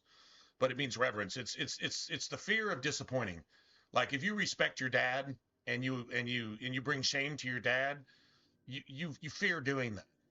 Any person with Christian morals and ethics is going to loathe the idea of disappointing their father, whether it's your earthly father or your heavenly father. And if your earthly father is at least trying to be a very good man and raise you the right way, you want to impress him. When your dad says, "I'm proud of you," any good child is going to not just embrace that, but they're going to glow. They're going to glow a little bit. And that's a very earthly example of, it's a simple thing. So is that fear? It's a healthy fear. There's healthy fear, and then there's evil, bad fear, right? And even then, a lot of that is understandable too. You can say, I trust in the Lord, and then shit goes down, and God's like, I got you. And you're like, yeah, but, and then you start to sink like Peter started to sink on the stormy waves. But Jesus said, come to me. He was good until he started looking at the waves and looking at the storm and looking at this and looking at that. But at least he stepped out of the boat, right? Like God doesn't ask a whole lot. It's at least you take a step and try. God helps those who help themselves. You help yourself by taking a step towards God and doing the best you can. He knows exactly where you're at. He doesn't have a hammer looking to hit you on the head. It's just the opposite. He's got a basket waiting to catch you. But at least you're willing to try. You know how gangster that's the definition of gangster. You're willing to try because you're willing to pull out your God SMG or your God Claymore and just go to town with your enemies because you know that everything that the world is telling you is wrong. And you're going to step out of that to do the right thing. There's no more respectable thing ever. So the beginning of wisdom, actually, according to the scriptures, this is actually a proverb. The beginning of wisdom is the fear of the Lord. But it's also understanding God's word, which is the same thing. And so what does the word say? To rightfully divide? Rightfully divide the word. If you put those two things together that don't seem to have anything to do with each other, although they do, but like that's kind of vague, right? But you put those two things together, that's chemistry at that point. And then it's like, oh wow, it's not just this, it's not just that. And it's usually not a lot of things that people say it is. Satan has spent a long time shitting that smoke out of the bottomless pit, the abyss, or whatever you want to call it. Satan spent a long time creating that smoke to where the sun is darkened and the moon doesn't show its light. You know what that really actually means? The sun is darkened and the moon doesn't even show its light. Well, the moon always pertains to Satan and his children. Satan and his children are always referred to in months. God and his children are always referred to in days. You have 42 months and you have 1,260 days, which is just a little bit longer. That means you at least get a heads up. Even if it's just by a day or two, that's enough for a Christian. God will never leave you hanging. Interesting point to consider. But the real deal is those months, those moons and all that. When even the sun is darkened, there's only one person that can do that. When the presence of Jesus Christ himself, when that light and that revelation, which can melt the faces of his enemies, when that light is revealed, even the sun looks like a candle that you put out yesterday. That's how bright it is. The mind doesn't comprehend that. The eye doesn't see that. It's supernatural.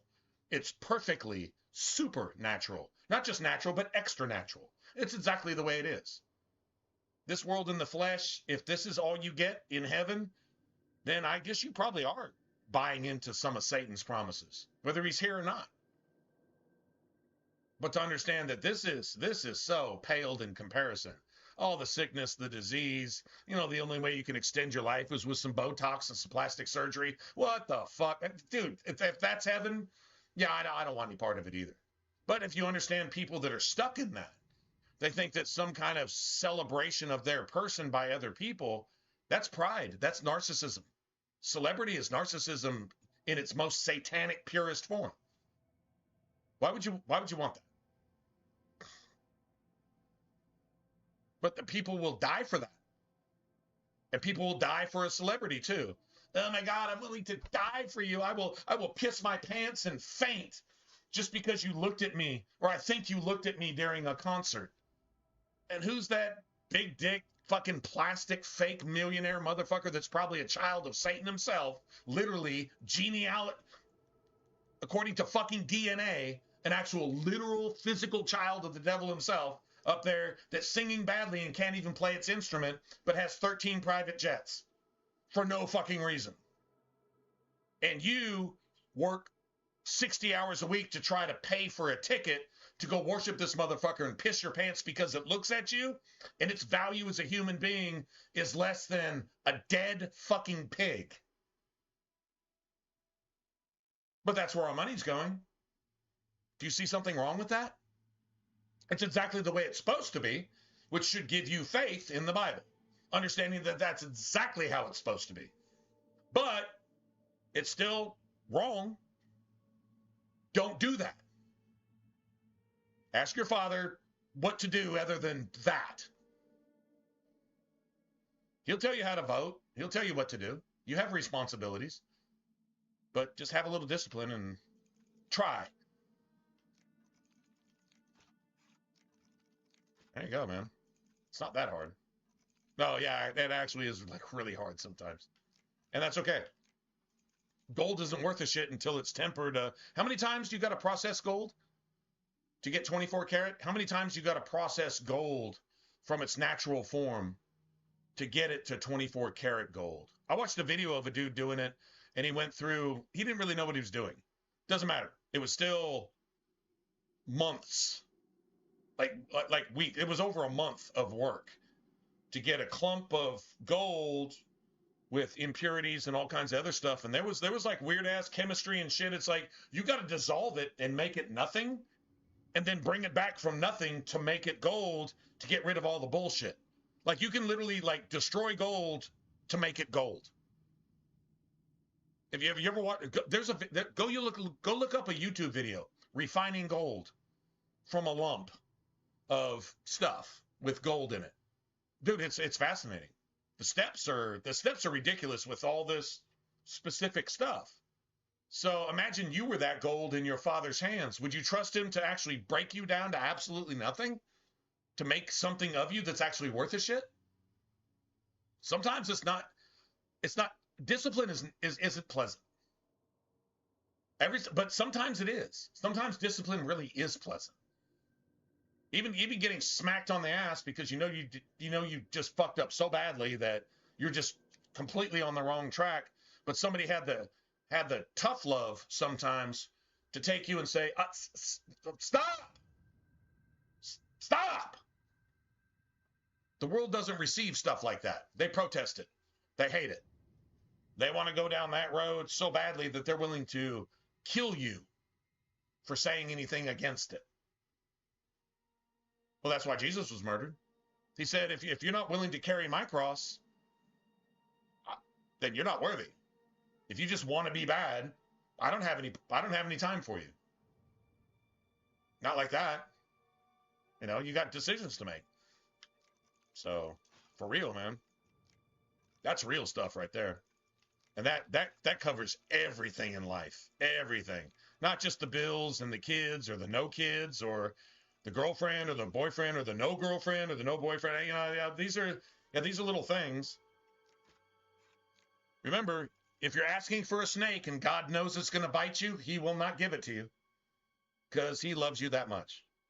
And if you just think that this snake is just going to make you like that $1 million lottery win or that whatever, or that dream job or that celebrity spot where you're in the highlight or your TikTok goes viral and you become a millionaire just because you don't actually have any human value whatsoever. If you don't get it, it would be the worst thing in the world for you. If you did, you might want to be thankful that you didn't. You can ask for stuff. I can say, well, is this good? Is that good? I don't know. I can't see the future. You can. Cool. Let me know. But I'll keep trying. But I really, really want this. I think that's amazing, and I really, really want this, and I feel this will make me complete, and if I don't have this, then I just suck. Can you imagine how many times God has just rolled his eyes and said, seriously? Seriously? If you don't... How patient you actually have to be with shit like that. That's... Yeah, it's... I don't know. If you look at... I guess I'm not a parent, but I guess if you were a parent, that would be super, super easy to understand.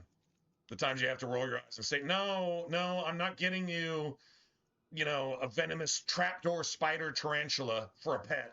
No, I'm actually not doing that. You can't even clean your room. That would probably not be a good idea. Probably won't be doing that. I don't care what you call that thing that you want. If it's going to kill you or end badly, then yeah, the best thing is you don't really need that. And the liberal would say, I think I do, so therefore I do. And if you don't give it to me, then you need to die. That's what a liberal says. Or woke. That's why I compare liberal, woke, Satanism, Mark of the Beast. It's all the same shit. I don't care what title you put on it. The words, the thinking, the actions, the philosophy, the principles, the ethics, morals, and lack thereof, and all those good things, speaks for itself. And if you don't see that, then that means you're probably part of the problem. I don't know that a zombie knows why it's trying to eat brains, even if it's because it doesn't have any. Thanks to the creation of the zombie genre for clarifying that and actually proving one of God's points. You're probably trying to eat brains all day because you don't have any.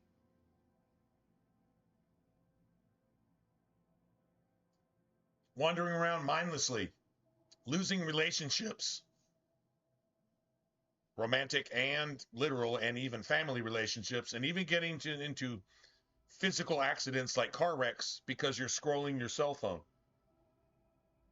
Remember, the thief comes in through the Windows, Microsoft, Android. That also covers Apple, Mac, and iPhone. The thief comes in through the window. What windows? The one you're watching me on right now. That's Joel. I think that's Joel chapter 2 as well.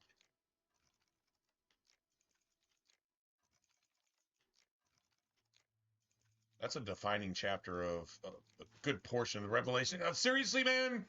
Come on, man. Stop stealing my picks, man. Stop. Enough. Enough. I'm done with that.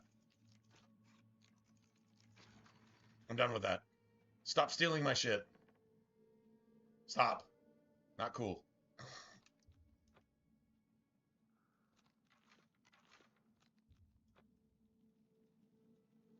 I think this is a loot room. Might even be a skill book down here. That's not really anything. Not really. Yeah. Really? Again? Another 20 minutes picking locks. Another 48 picks picking a lock.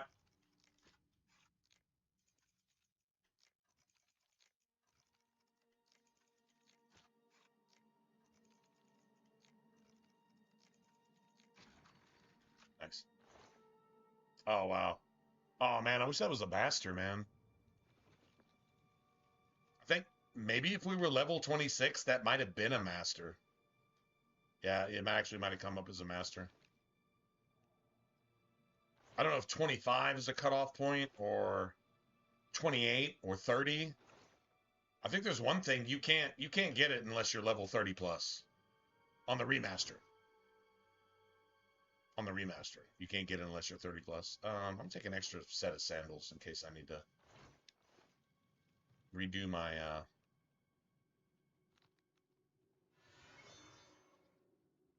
whatchamacallit?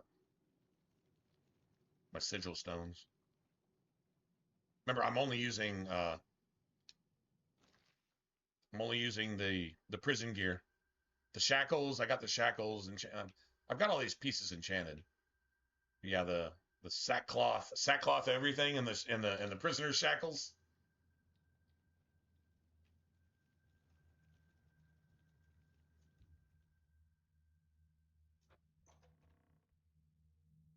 We got the key for that.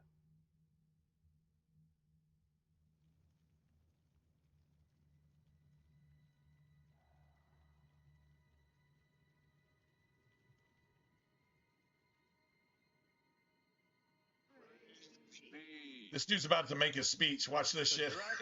He's about to make his speech. And we hold the amulet of kings. Praise be to your brothers and sisters. You hold the amulet. Shut up. Shut up. Shut up, bitch. Praise be.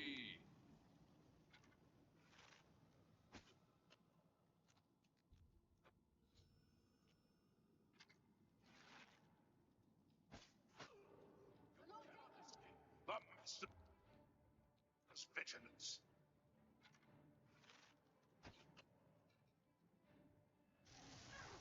That's the best you can do. Don't hurt! The Lord Dagon! The bastard's vigilance. I'm just warming up, you pathetic word. Do your worst!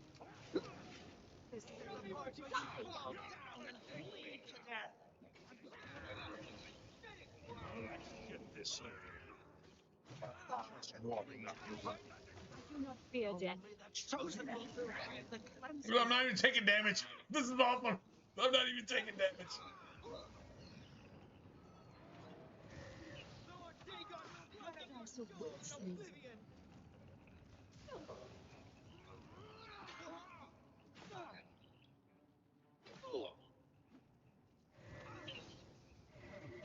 Be glad you will not live to see the day Lord Dagon walks the earth!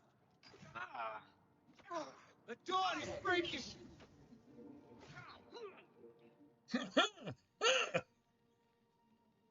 One escaped. Like, one literally escaped. Said, huh?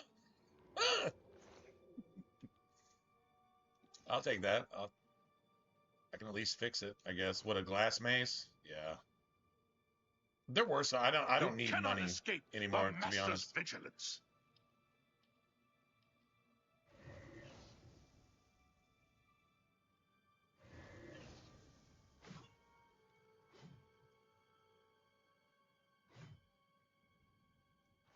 Dude, I think I captured almost all of those souls. I think I did. Let's see, how many black souls? Let's see. How many are full? 3, 4, 5, 6, 7, 8. That's awesome. 9. I got 9 full. Did I make 10 or not? I think I made 9. Yeah, they've all got max souls. Now I can go put these shits. I'm not gonna do extra crafting. I'm really not. The only thing I would do is if I get another Daedric greatsword and a Daedric bow, I think I would make it frost. Honestly, I think I would make it frost because so many enemies are electric based. It takes a little bit of extra oomph.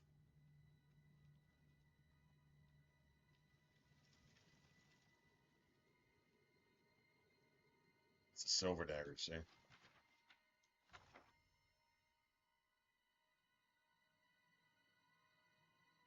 Right? No matter what your sneak attack was or whatever. Yeah, it's definitely a cutscene.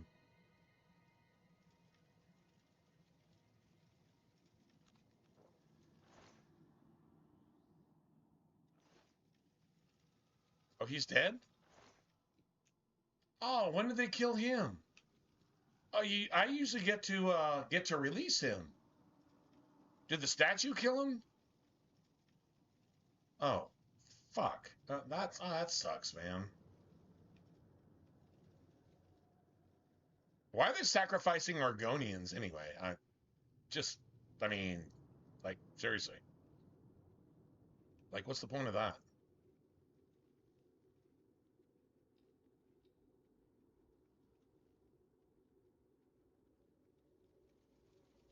I guess these cult worshippers are okay with it because the only ones that are actually racist are Nords, who are the only ones that actually mind their own business. Yeah, that's kind of fucked up actually. Oh, that's pretty messed up. All right, cool. Let's see. Do I got any good stuff? Lesser? Okay.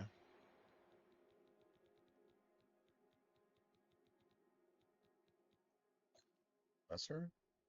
Cool.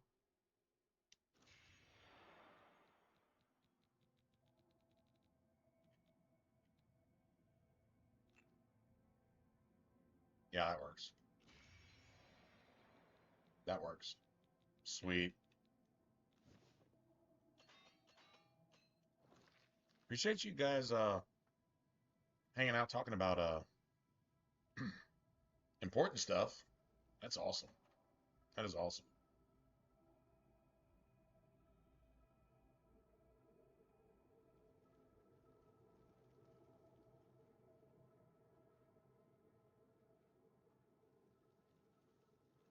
You cannot escape the Master's vigilance. Oh, yes, I can. Oh, no, I totally can.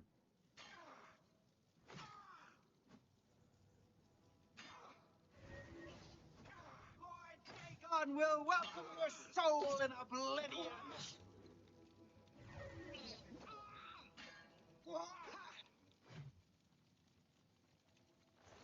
Yeah, there's kind of a slow and steady approach to the two-hander. I mean, like there really is slow and steady. I think we're kind of like the back door here, so we got to like a yeah.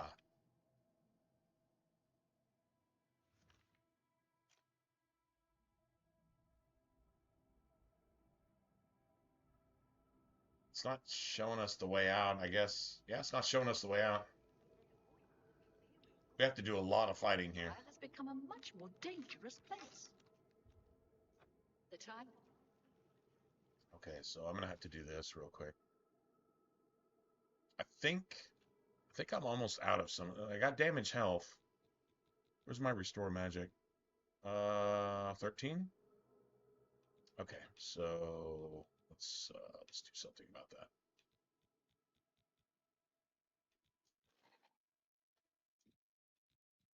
Yeah, I got so many of these. I went and farmed these ahead of time. Look at that shield, 40%.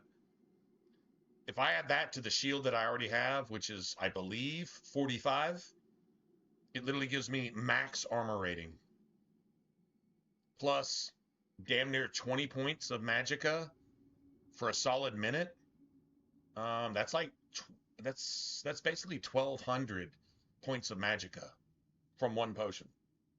That means your magicka starts going up so fast that even if you're playing Atronach, it's almost like you have like full willpower and magic regen. Seriously.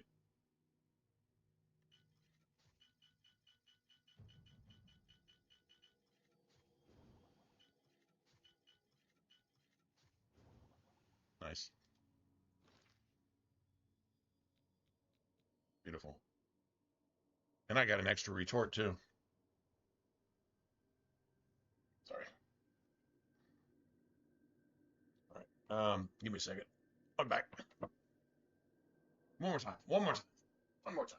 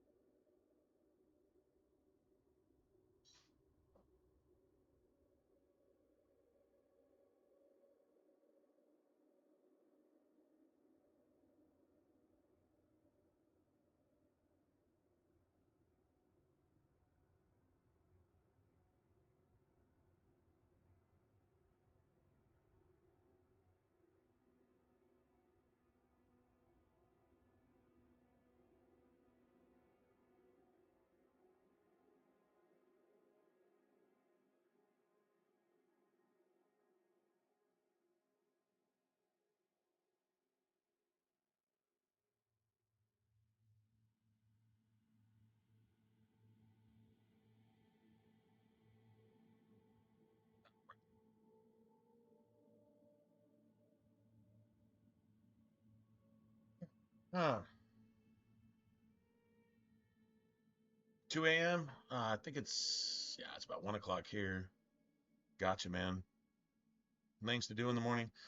I don't have things to do in the morning, but I've got things to do tomorrow. Tomorrow's supposed to be a big day. I hope it's not one of those, oh my God, it's a big day, and it turns out to be basically nothing, just a couple hours of work. I'm not doing shit, and then I go home. That would be super, super disappointing. Let's hope it's the opposite of that. But yeah, I feel you, man. All right, well, do your shit tomorrow, man. I will see you when I see you.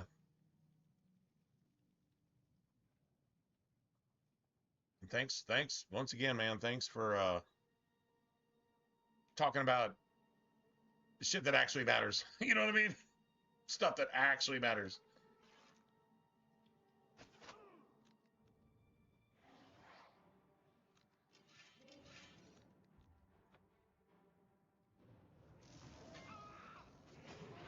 So please, Lord Dagon will only the Oblivion survive the cleansing. Die,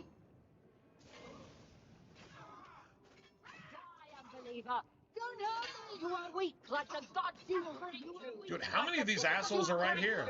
And bleed to death! You are weak like the gods you pray to!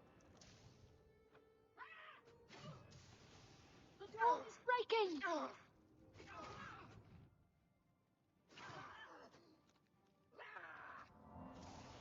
I give up! The door is almost here! Lord Dagon will burn your soul in oblivion. The door is breaking! It's almost here! The time of All right, I need to restore health.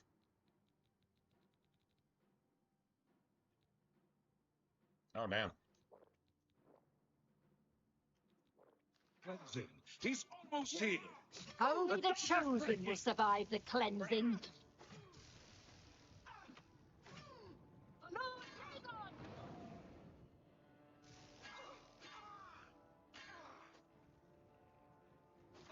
Paradise awaits me. The door is breaking! Only the chosen will survive the cleansing.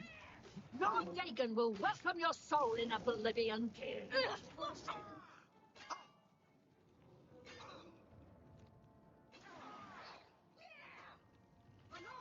I'll get my block up.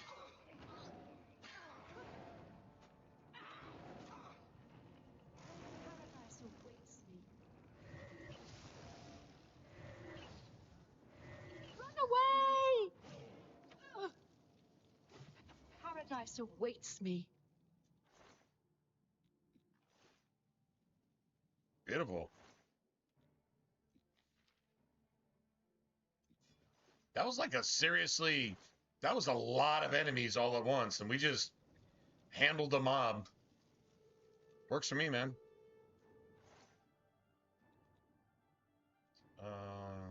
Wow.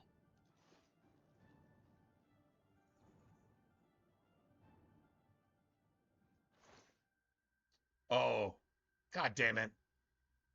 Daedric Dagger, man. That's beautiful. Oh, man. If I was playing daggers, man, that's like the best thing you can pick up. For real. God damn it.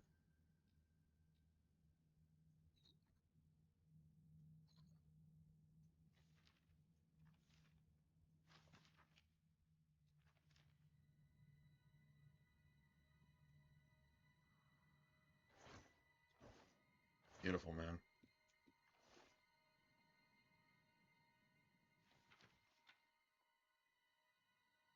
Head northeast until you come to the water.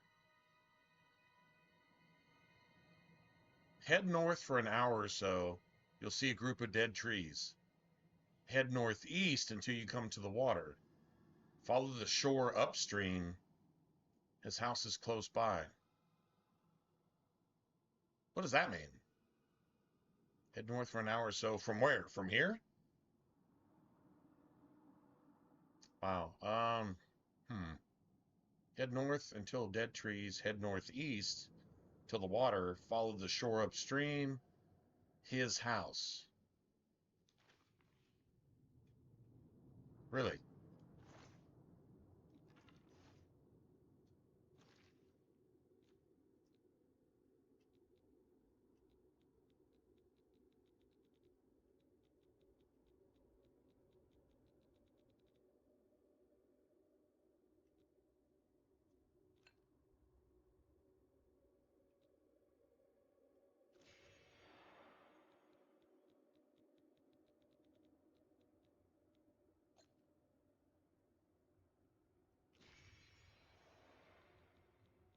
Nice.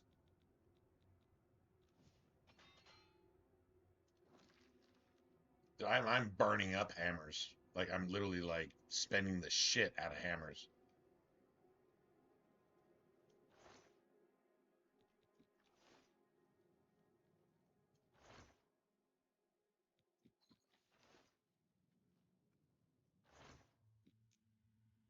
Oh, wow.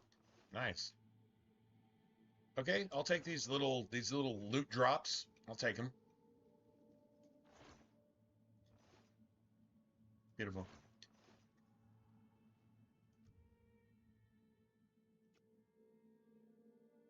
Go ahead and level, too.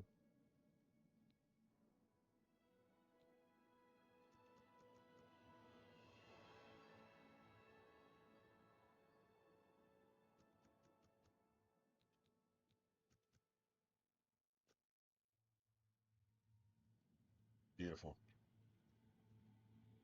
Honestly, kind of wish we'd have leveled just a little bit sooner.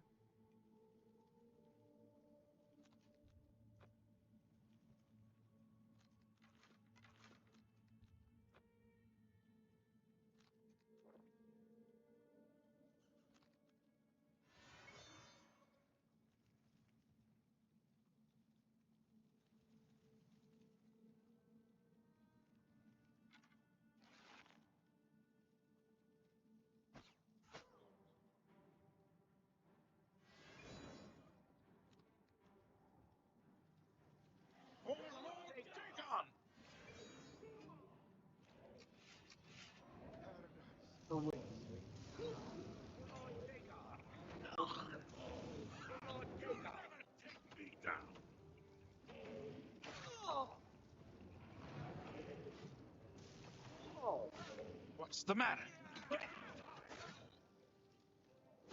Paradise awaits me.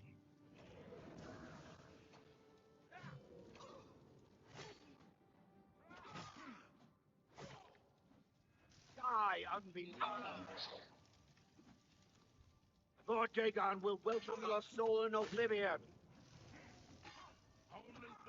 The time of frenzy is almost here. The dawn is breaking. Nice. I win. I win. Resist normal weapons on self. Oh, that's nice. Nice. Beautiful. Ring of Agility. Nice. Yeah, I'm selling all this bullshit. Every single bit of it.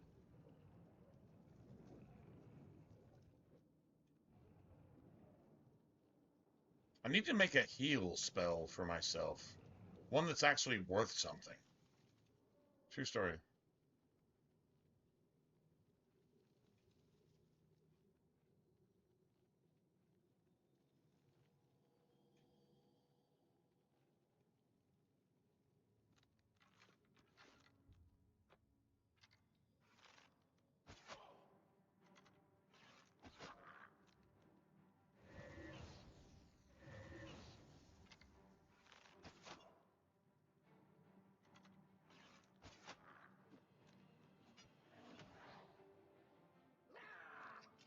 What's the matter?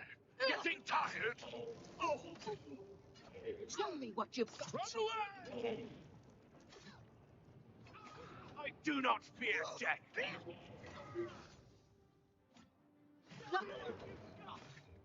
It's the best you can do. I do not fear death.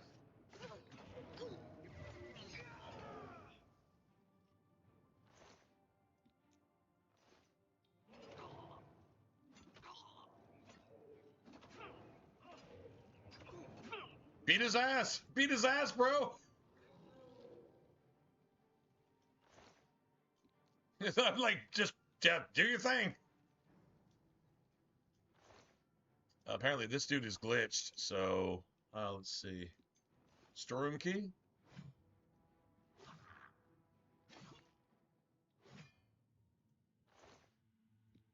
He was almost dead anyway.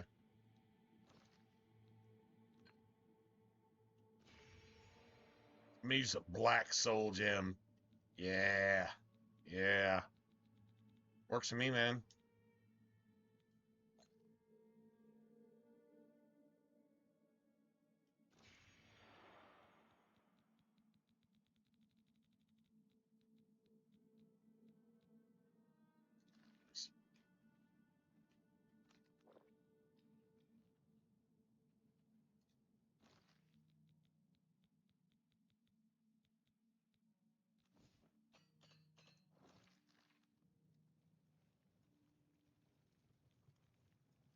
I think we drew all the enemies, but this...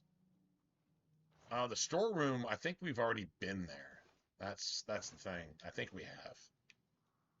And everybody here, yeah, we've already killed them all, so...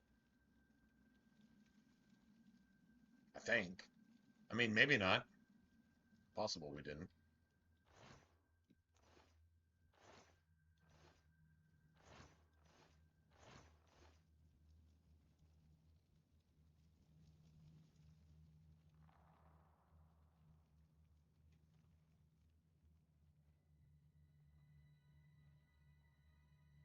But is this the storeroom?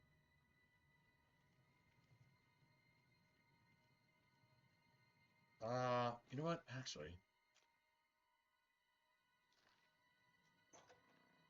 I think this is like where we started all this shit in the first place. Yeah. Yeah, this is the gate that we couldn't open.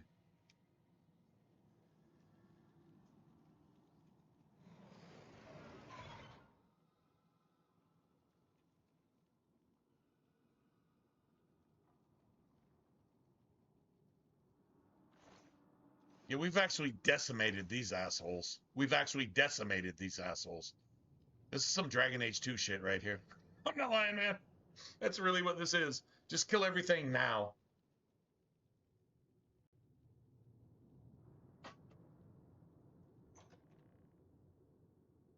And I hope my football team handles business this way this year, man. It just sucks because I don't believe it's fair. I don't think the league is based on anything other than gambling. And that fucking sucks, man. It's like the definition of corrupt now. Instead of sport that you watch and you're like, your favorite team, oh, do they win? Only if they say so.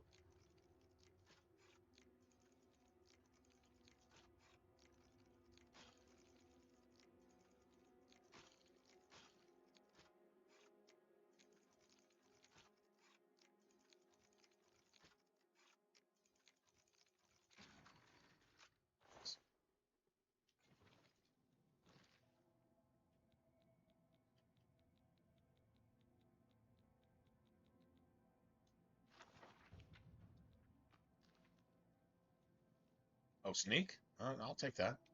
That's awesome. That is fantastic. Beautiful.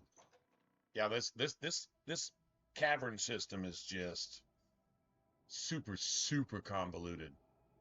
And I don't think we're done yet. I think we're gonna kill some more shit, to be honest.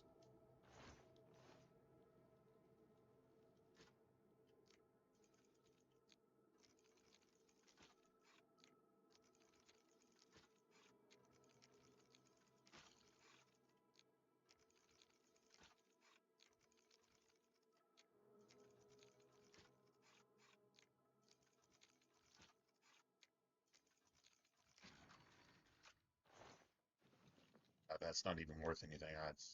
Yeah, I'm kind of done.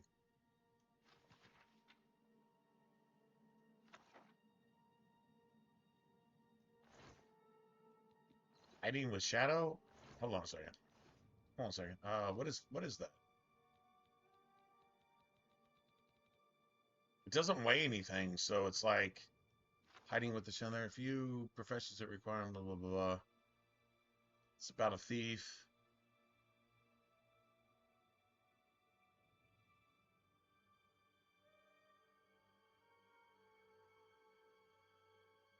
This is the shadows.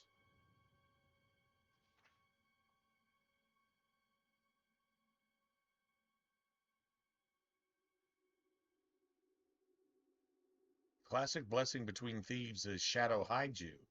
This is an oblique reference to Nocturnal. However, it can also be interpreted to be a non-theistic statement of actual shadows hiding the thief.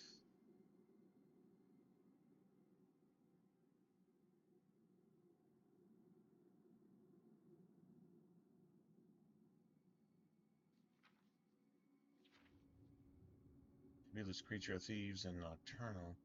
Culture of thieves. It's a tale of the grave. He is the mythical king of thieves. The legend states that he stole the hood off of Nocturnal's cloak. This is just a story invented. Obviously, this is just a story invented, and yes, all that, and yet all that shit actually exists. So, yeah, interesting. The idea is none of this could possibly be a thing. Therefore, it is the exact thing that it can't possibly be. Like, that's literally what you're hearing there. None of this could be a thing, so the thing that it can't be is actually what it is. Just like that. Like, literally just like that.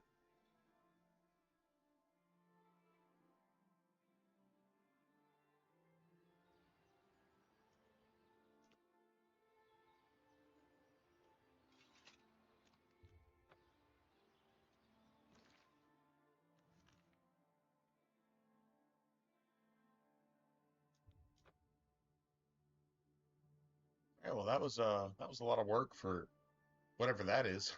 whatever we're doing right now, that was a lot of work for that, I guess.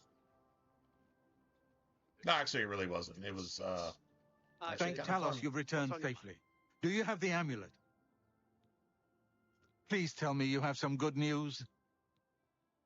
Ah, good. You should take that to Martin right away. He'll be in the Great Hall reading. He's hardly taken time to sleep since you left. The Plane of Oblivion. Oh, we got to have a Daedric artifact that we're willing to sacrifice. Yeah, I'm not sacrificing Azura Star. I'm just not. So. Ah, you're back. I told Joffrey not to worry. I can see you've had bad news. You didn't recover the amulet, did you?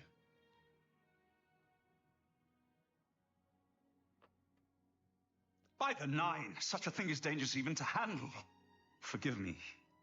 You were right to bring it, but you'd better give it to me.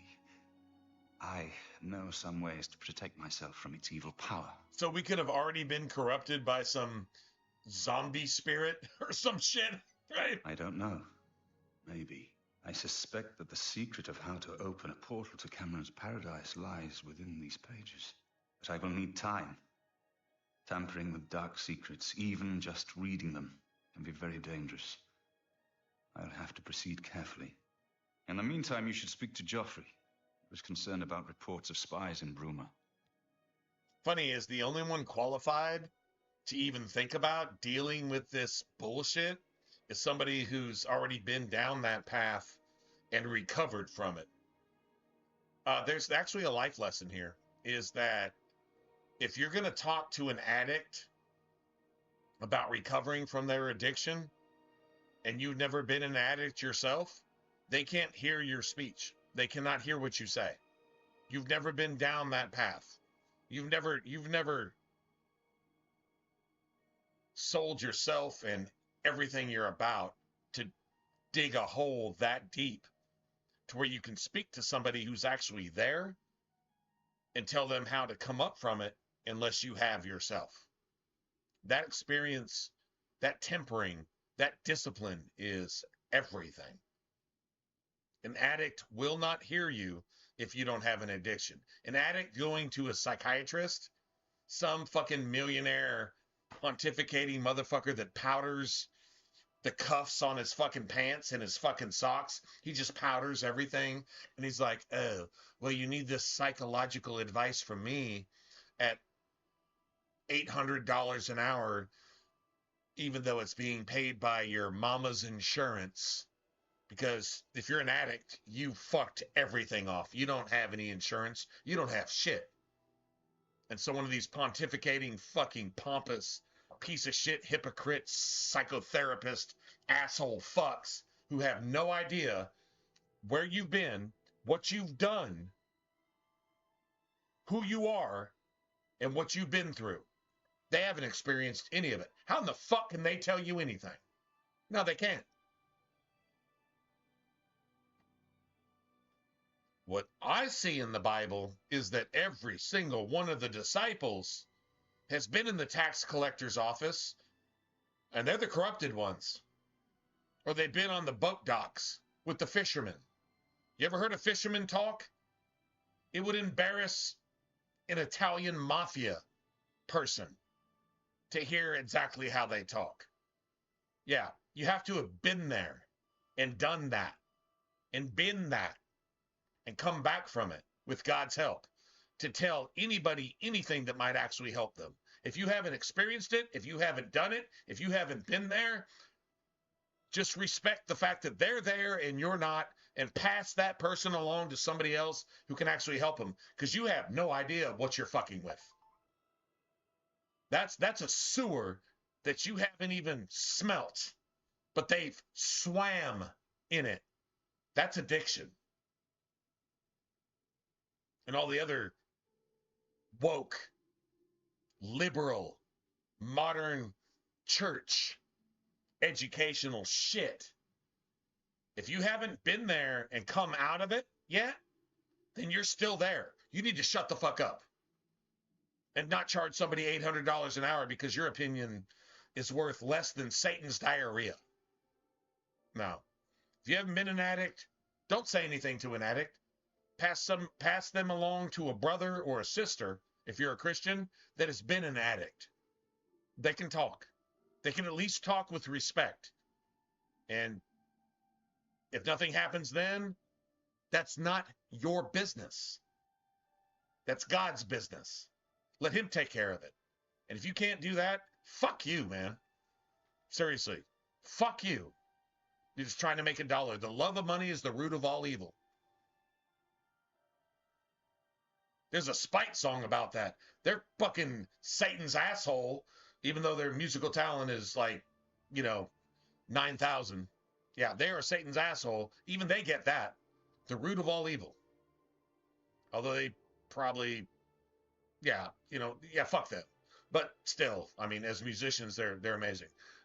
Besides that, though, the root of all evil. Yeah, that literally is. The love of money is the root of all evil. I'm going to cure your spirit, even though I can't, but I'm going to charge you for it and try to make you feel better with satanic, religious-sounding, therapeutic words because I'm a psychotherapist or a psychiatrist or somebody. You know what psych means?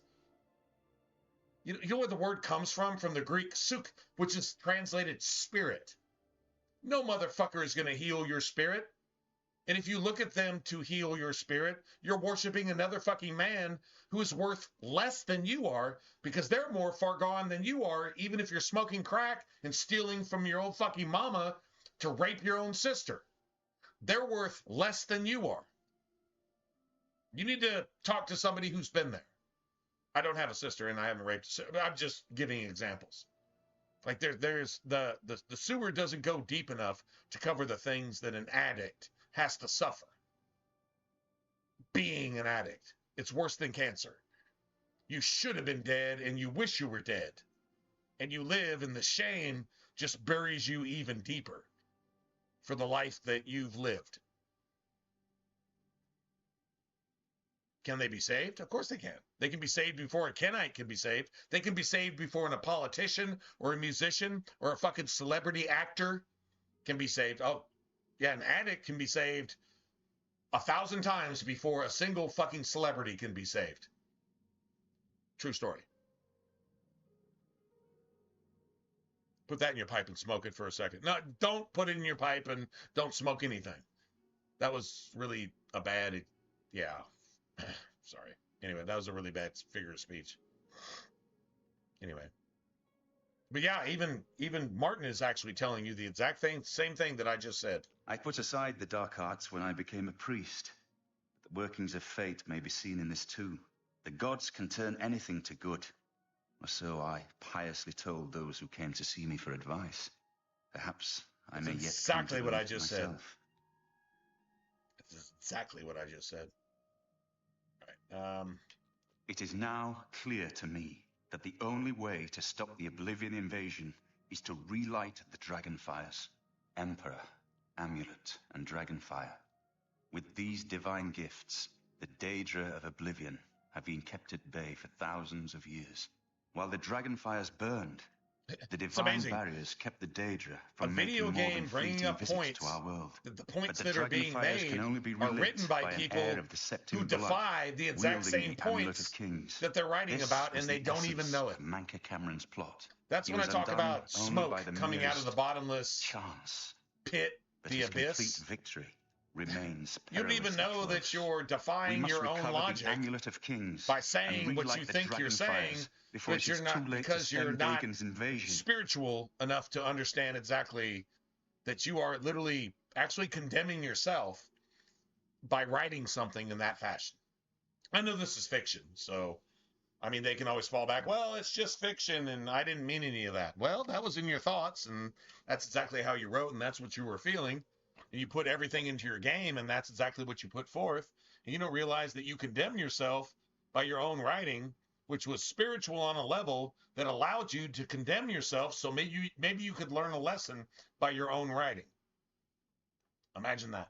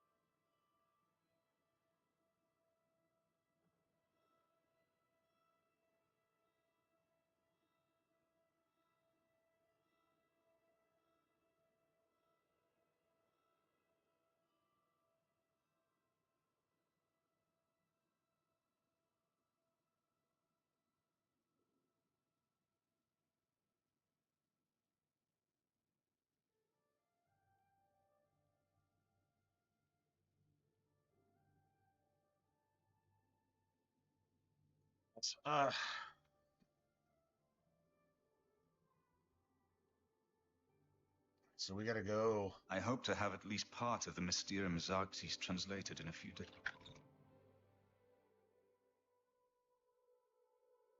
I think the spies are all in one place. What time is it now?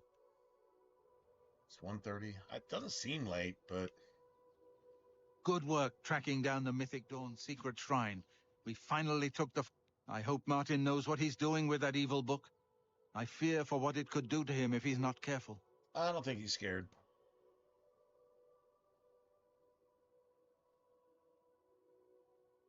Superstitions are for idolaters and stupid people who give in to old wives' tales. Not that they're all wrong in substance, but superstition is literally idolatry. Yeah. Oh, this physical object could hurt me if I touch it. Hey, pussy. No, it can't. Some other person put a curse on it. Oh, they have some power that you don't have, and so you're supposed to be scared of that? Well, that's the way the world would want you to think. That's why you give into, I don't know, communism, woke. You actually listen to MSNBC. You probably watch The View. You probably hear the news and think that there's something there for you to wrap your mind around when every single thing that's spoken or said is the opposite of Jesus across the board, 100% of the time, every single time. And if anything isn't, it's condemned and canceled and everything else. Jesus is the Word. The Word is the truth. The truth is the truth, and everything else is false. That's it. That's all. That's pretty simple. So this is for superstitious simps who want to simp over the fucking loser in everything they think and do, including their children, the fucking lives that they're responsible for, and your own lives and your beliefs and your understandings and your principles, your morals, your fucking discipline or lack thereof. That's some pretty hardcore shit, man. Not gonna lie, man. That is hardcore shit. Okay, so... Ah, yes, I hope you can help. The gate guards have reported seeing strangers on the road for the past several nights. I cannot leave Cloud Ruler undefended while my men search the whole mountainside, but these spies must be eliminated. Thank you. Talk to Stefan. He can tell you where he has seen them. Captain Bird in Bruma may also be able to help. I've asked the Countess to have the guard keep an eye out for strangers. Track down the spies and kill them. Find out what they know and what they're planning, if possible. I'm counting on you to eliminate those spies. We can't afford to let the Mythic Dawn operate out of Bruma with... Good morning. What can I do for you, ma'am? We always see them near the runestone at dusk. They aren't too woodcrafty, but Grandmaster Joffrey has forbidden us to range too far from the walls. But it seems that you have been given the freedom to attack the enemy that we all crave. Good luck. Imagine that. We'll keep the Emperor Blades safe here. Still don't worry. Can't do their job. Ever. Like the Secret Service when Trump got shot. They just can't do their job. But it all seems to be planned so that the little guy gets hurt and the people in power get all the money and credit. God damn, man. This is just a video game from 18 years ago. 18 is Satan's number, by the way. Interesting. Has nothing to do with this, but still something. May your ill spirit guide us in these... Now, I don't care about your whatever you're worshiping and isn't doing anything for anybody. Yeah, fuck you. You're pedophile, terrorist, prophet god that promises you underage virgins while you murder people because you blow yourself up. But when it comes to an actual fight, you can't actually do it because you don't mean anything that you stand for. I got no respect for that, man. And I never will. Ever. Yeah. Republican, Democrat. Democrats never have anything to stand on. Republicans claim to, and they only do about 1% of the time. Yeah, that's pretty fucked up, man. Let's see, what do I need? I need a lesser soul gem. Do I got a lesser soul gem? I got 2 petties. Nope. I got 2 petties.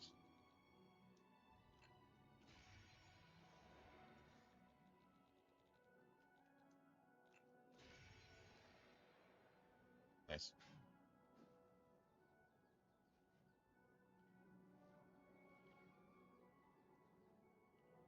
I'm going to get some major credit for that.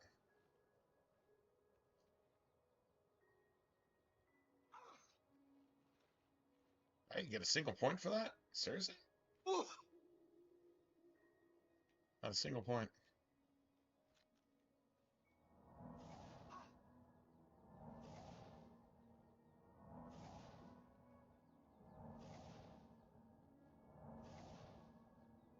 I really need to make a heal potion.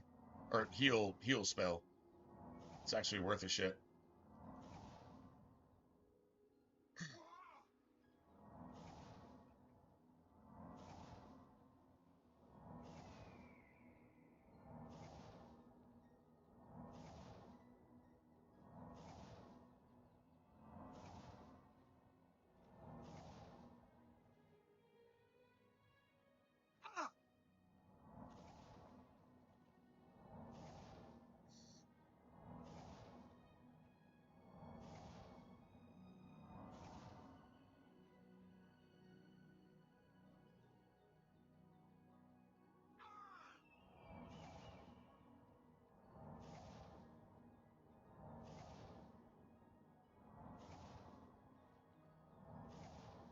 I think if you're wearing armor, you can actually take damage from shit like this.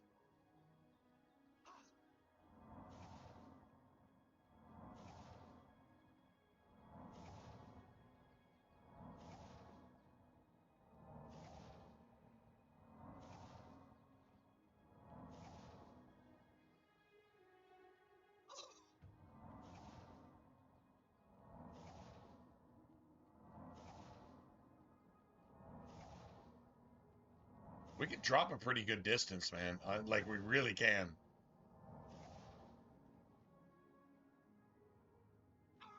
You can try, dude.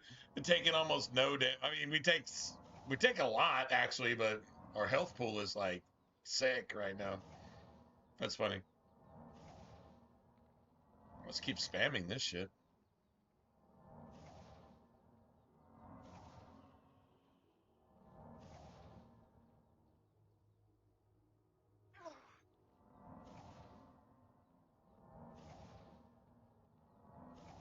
I would like restoration to be at like 75 if I could.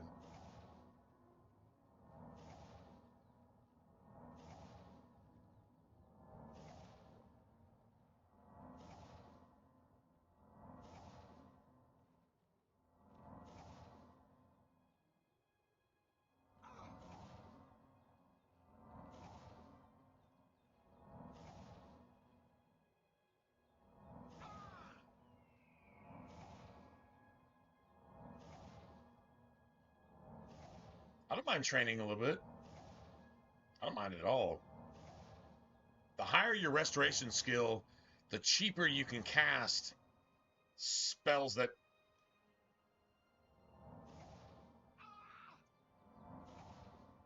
actually matter.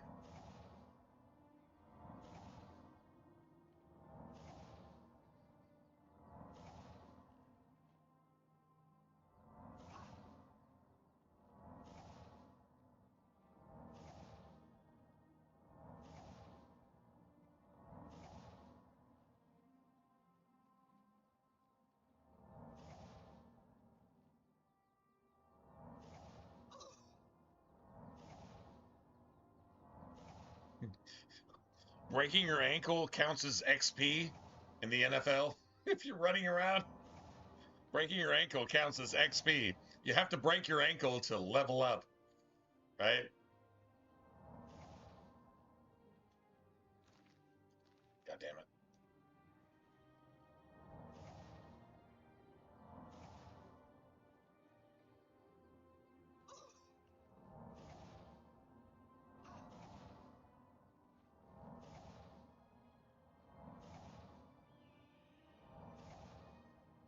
Dude, I would love a 75 restoration. I guess if we're just gonna finish the game, we need to finish it with this character. A two-hander. Imagine that.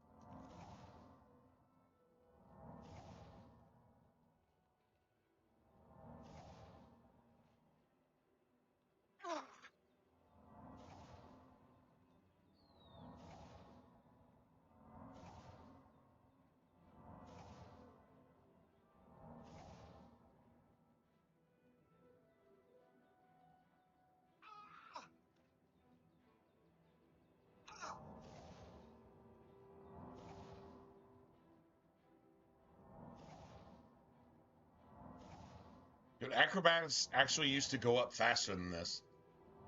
Like, it was fast. Like, if you took a drop like this, you could level up every single.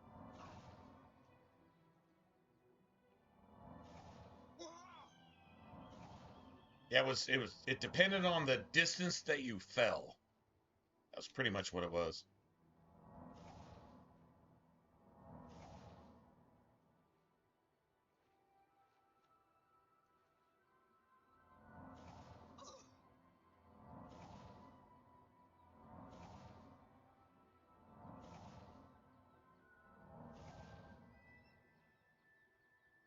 $69.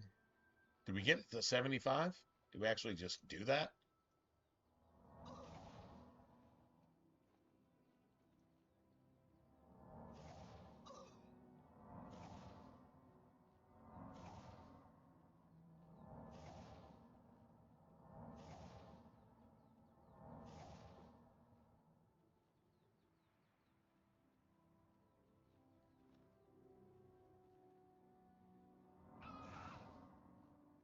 Nice.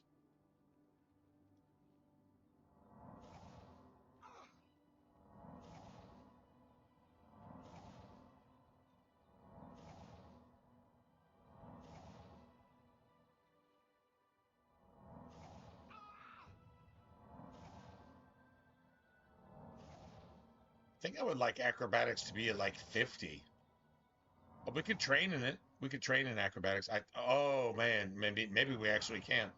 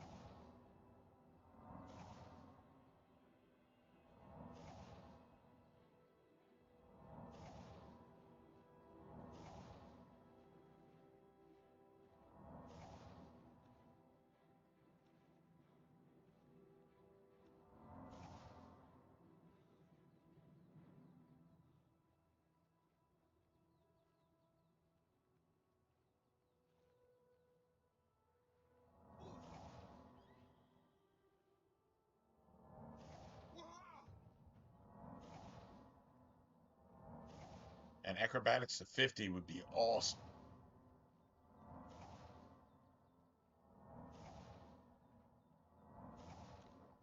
And that at 75 would be awesome. All right. You know what? I've done enough. So let's go towards dusk.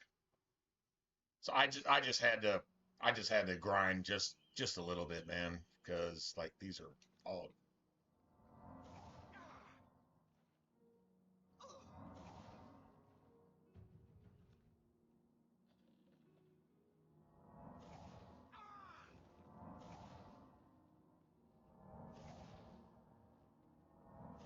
set towards dusk. That's literally what it said.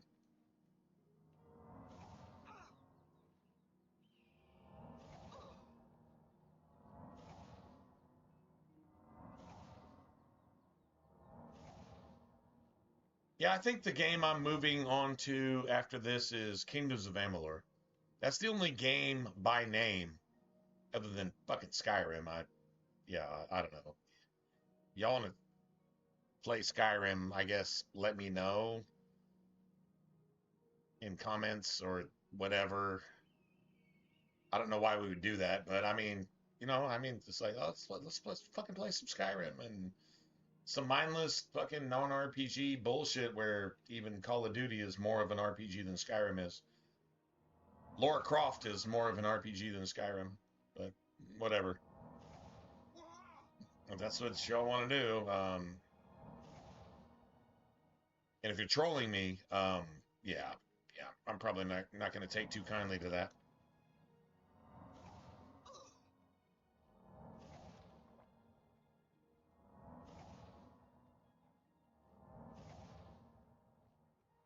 Right, so these assholes are supposed to be here at dusk.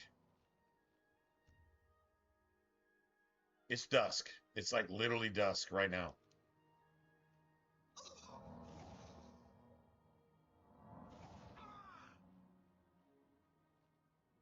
Oh, maybe I actually have to go talk to this dude. No? No, I don't.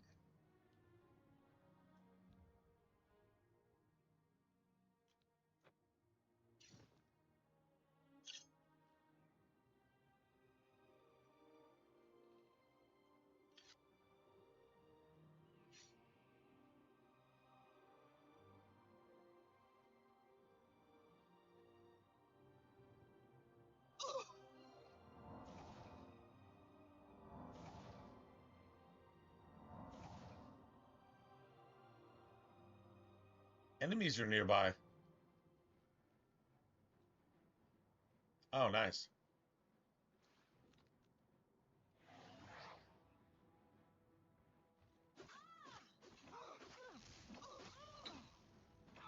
Wow, wow.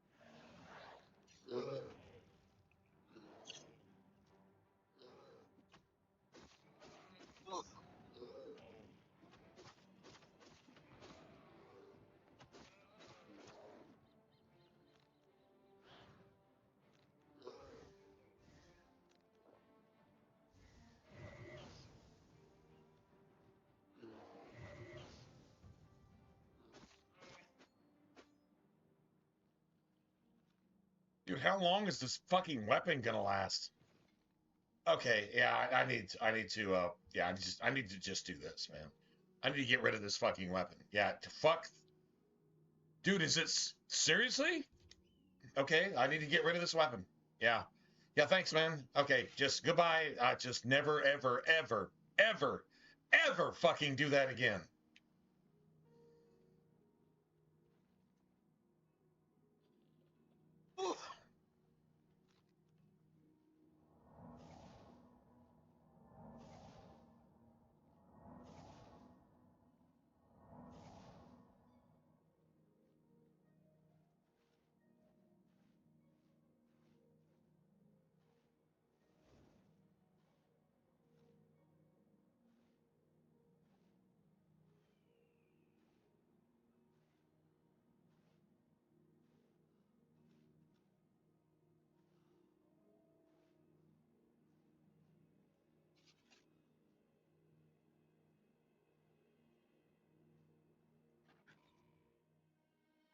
All right, I think I know where the spies are at.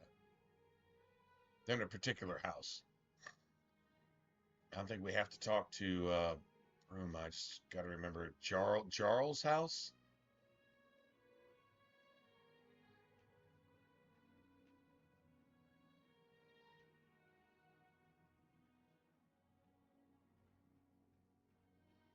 I think it's this next one. Jarl's house. Yeah. Nice. I win. I win.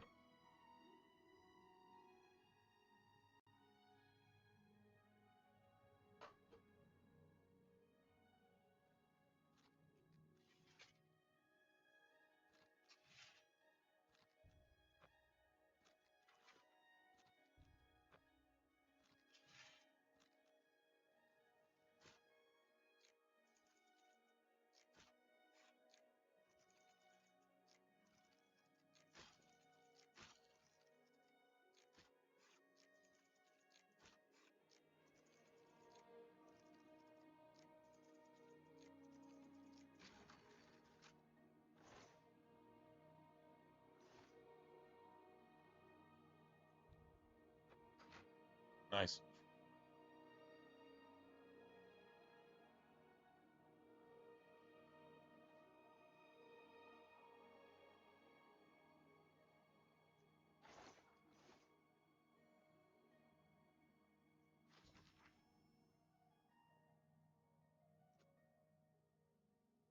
Master has chosen you and Severi for a most crucial mission, and the Septim heir has gone to ground at Cloud Ruler Temple.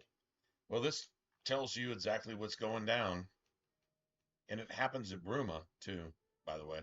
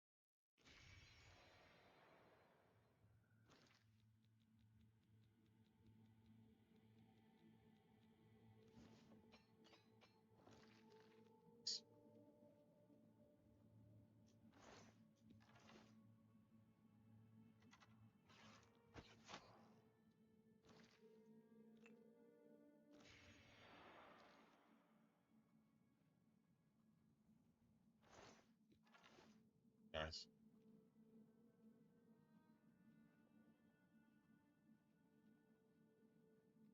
Love getting my arrows back.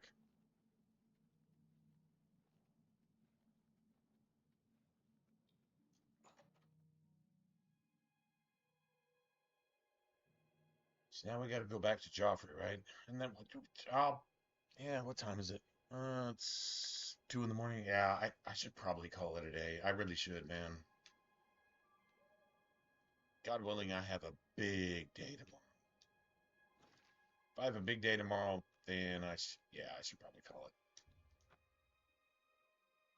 Let's go turn this in. I think the Bruma Gate pops up here. I think.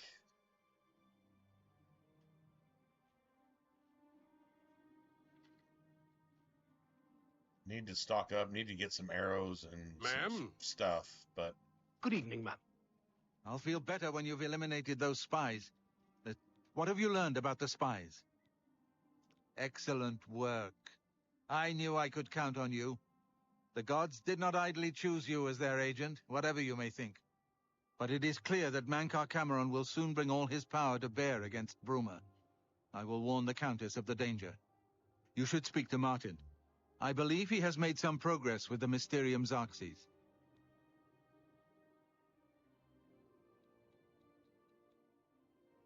I will send word to the Countess at once of the danger. She's like, shut up, dude. Shut up. I get it. You can't do anything. You're just going to tell me how to do things that you can't do. Typical woke manager of anything ever, whether it's a country, a business, a shop. the fucking yard sale.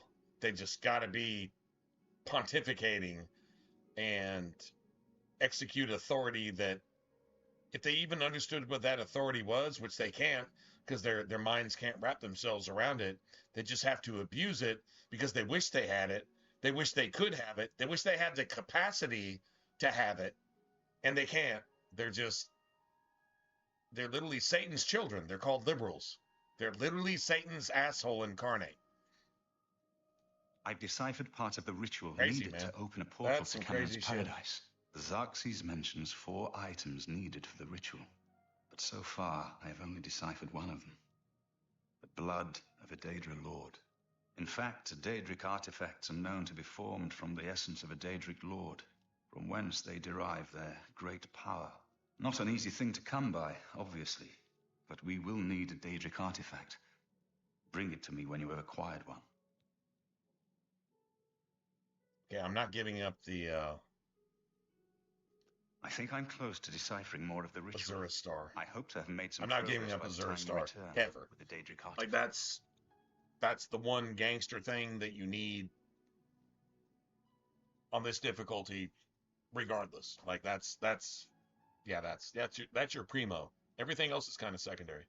So we can go hit a Daedric shrine for something else. Last time I tried to do that, the game broke. It was an uncompletable mission because every time you killed something that you had to kill to get the thing, the game crashed to desktop. It's CTD'd. Oh, dude, you're playing on Xbox. Same fucking thing. It went straight back to dashboard. Crash to desktop, crash to dashboard. Same fucking thing.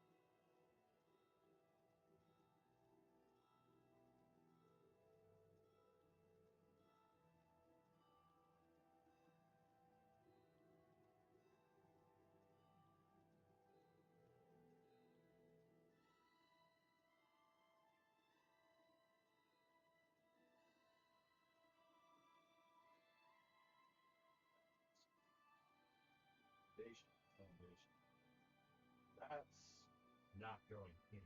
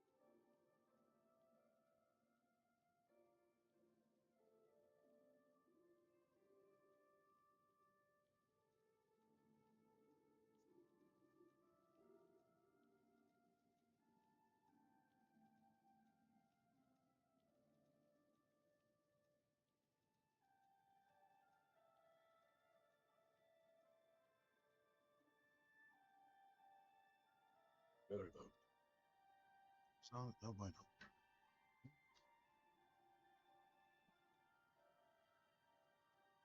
I'm still like half invisible. That's awesome. All right, so let me see.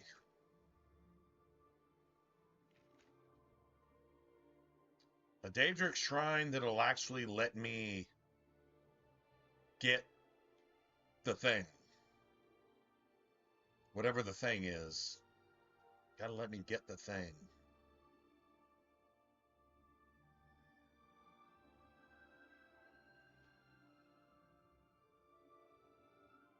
That's Vermina's. I think that's the one I went to. And I think that's the one that glitched on me. That's the shitty part. Now, Malakath's, I can get Malakath's. Malakath's is out here somewhere. There it is. Is that Malakath's? Yeah, that's Malakath's. All right. So I'm going to go there. Yeah, I'll go there real quick. I need to look at my potions and poisons too.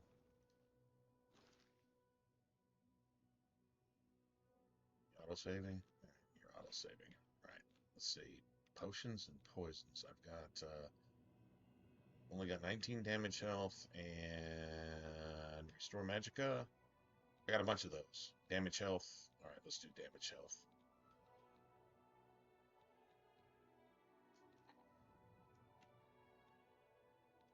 Damage health.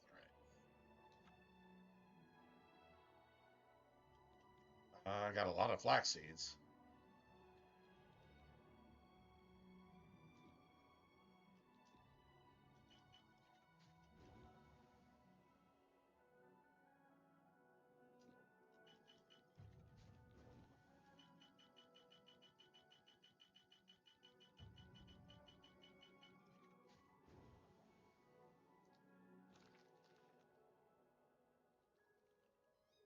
So alchemy is starting to like seriously slow down, but I just got 70 poisons. Cool. In fact,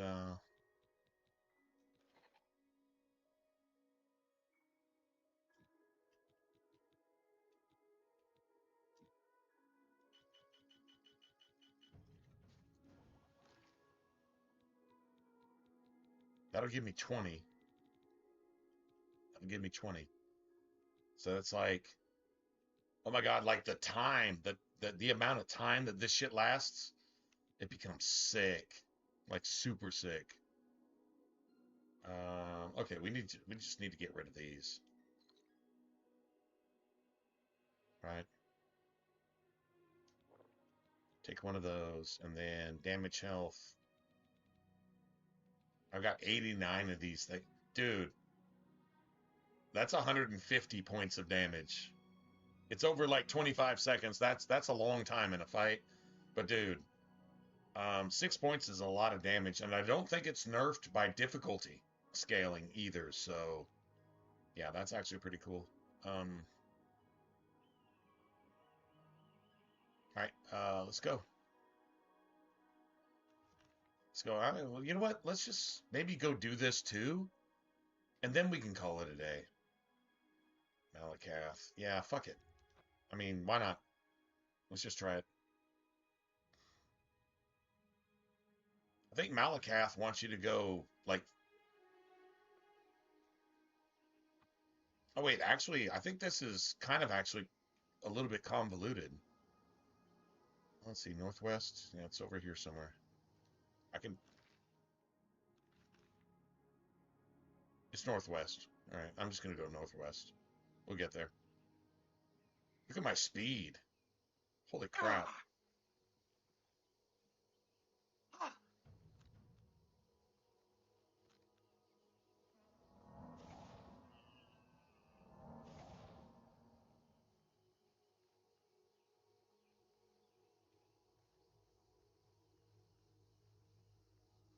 There's an Oblivion gate.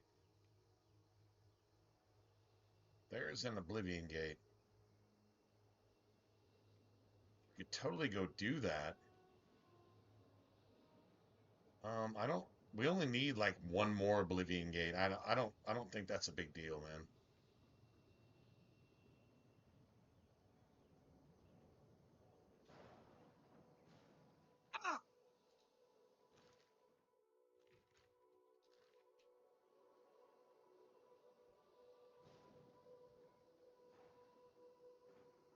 Also, I think I need a certain thing to offer.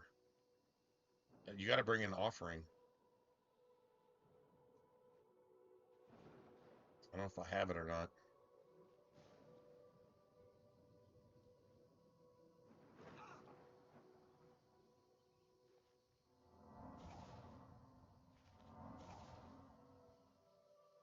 You dare come here to the shrine of our Lord? You are not one of us. I guess you haven't heard. We don't like the beautiful people, but maybe you can persuade me you're ugly inside.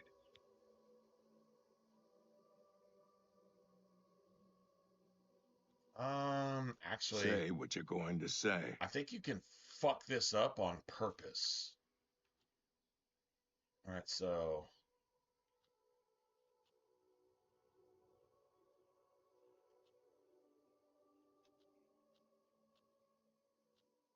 Not now.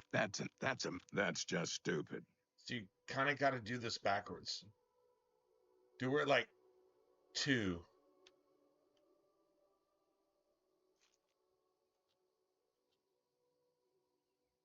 Don't talk. You've got a point. Oh no. I should have just taken that, man. God damn it. Sorry, not now. That's enough. Such adventures. How I envy you. What a dumb joke. Don't try to manipulate. That's enough. I salute you. Most impressive. You've got such a... That's just... Don't talk such rot. There we go. That's like 0. That is 0 personality. I don't think so. I guess you haven't heard. We don't like the beautiful people. But maybe you can persuade me. Your personality has to be like... inside. Yeah, you need, Alright. Do not test his patience. Okay, so my personality is still, like, really, really low. But it has to be... It doesn't have to be that much lower, to be honest. My personality is, what 30? It doesn't have... We need cheap wine. Cheap wine. I think. Alright, I don't know where to get that. Alright, cheap wine. Cheap wine, cheap wine. I could be completely fucking this up, but, I mean... We'll just go for another Daedric artifact instead of this one. If I fuck this up, but I think you need to drink like several cheap wines. You're supposed to be like loathed and hated like the orcs. The orcs are loathed and hated. You need to be loathed and hated too. If you're one of the beautiful people. It's starting to sound like a Nine Inch Nails or something like that, but never mind. So there should be... I don't remember if the cheap wine is for this one. Look at the muscles on you. For something else. Hail. I know there's cheap wine here. Good to see you.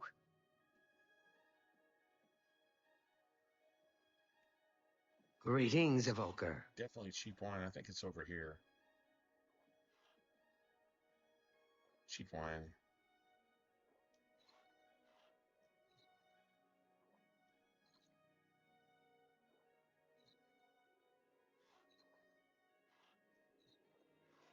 I'll just drink every single one of them. I really don't care. But what I do want to do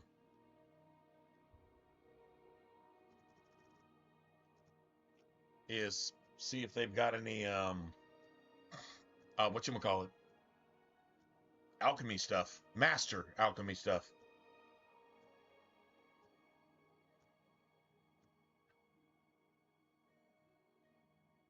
If not, I can sell what I have, so. You have the hands of an illusionist. Yeah. Greetings, Dunmer. Good morning. Good day. Apparently some fool tried to resurrect the Crimson Scars in Deep Scorn Hollow. What can I interest you in? Well, do you have any master anything?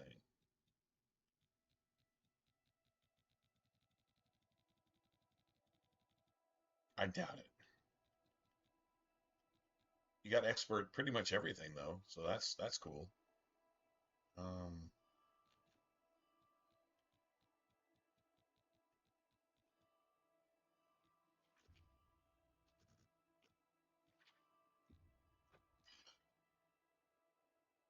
Got expert everything. Right, You've made a good bit of gold.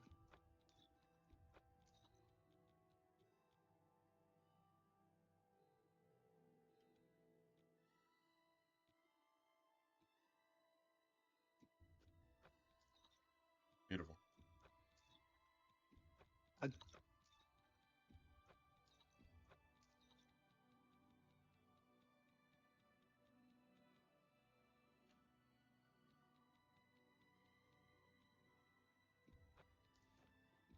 That's more than I'd usually pay.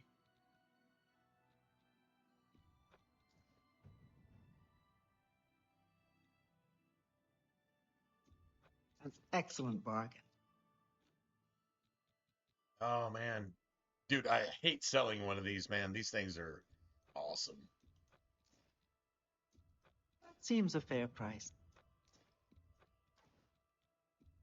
An excellent bargain. Beautiful.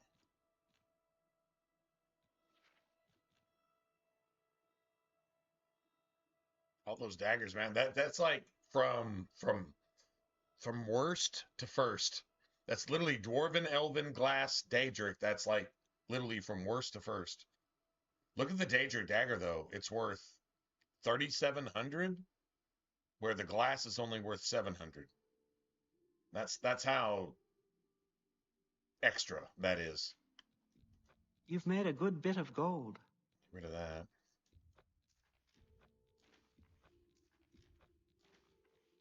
Some of this bullshit. No. Oh,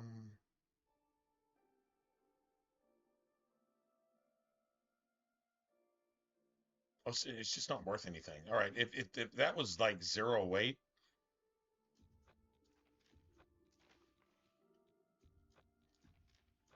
Seems a fair. I'm gonna put those up. An excellent bargain. Seems a fair price. That's a good deal. Beautiful. What's up, Frosted? What's up, snowflakes? I appreciate your business. Goodbye. What's going on? All right, so I see. Have you heard any word Yes? about the... all right, so I don't know if drinking a bunch of cheap wine here, I know it makes you despicable. I think. Greetings. Honestly, I don't know that this works here either, but it might. It actually might work here, so we'll see. Malakath is not the Daedric thing that I'm thinking of, but I think you just have to lower your personality below 30, which I probably don't need to do that much. But let's see. All right.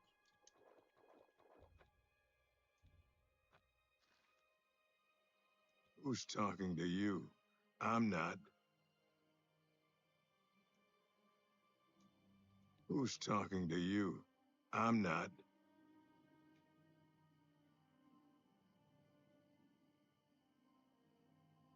Oh, maybe I'm going about this the wrong way. Okay, so maybe we need persuasion.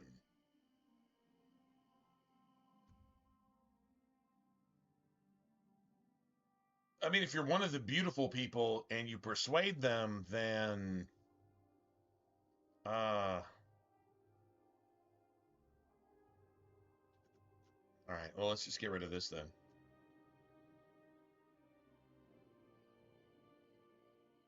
Okay, cool. Who's talking to you? I'm not.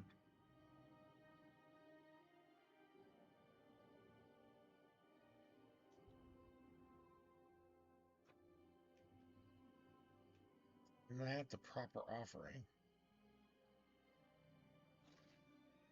All right, so let's try this then.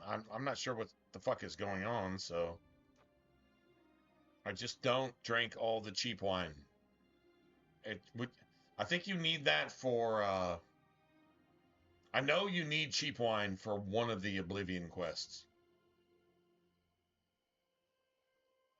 You dare come here to the shrine of our Lord? You are not one of us. What?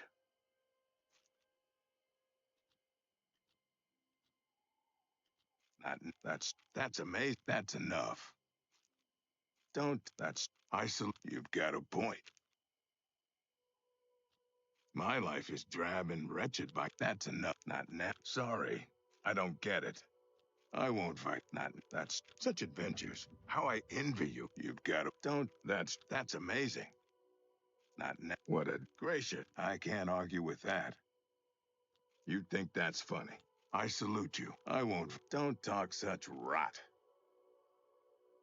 How nice. It's just what I wanted. For me? Thanks. Excellent. Excellent. You're not one of Malakath's favorite people. He likes orcs. Too bad for you. So you approach his shrine at your own risk. He said too bad for you. Then go on and do your approaching. But Malakath wants a present. He likes troll fat, and he likes only troll fat. We watch and wait. He likes troll fat, and he likes only troll fat. Well, at least he gave you a heads up. At least he let you know what Malakath wants. Malakath wants troll fat. Did I mention troll fat? He wants troll fat. If you don't have troll fat, go F yourself. Okay, well, at least now we know. So, just saying.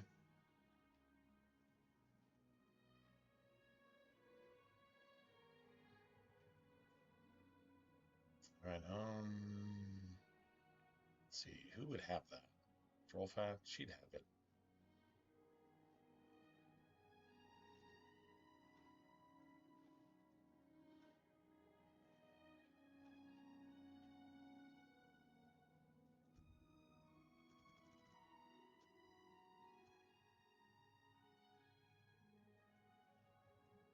You cannot escape the Master's vigilance!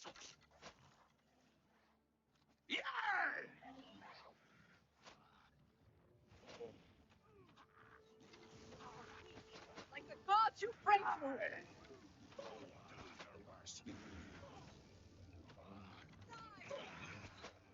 What's the matter? That you will not live to see the day Lord Dagon walks the earth. Die! The time of cleansing is almost here.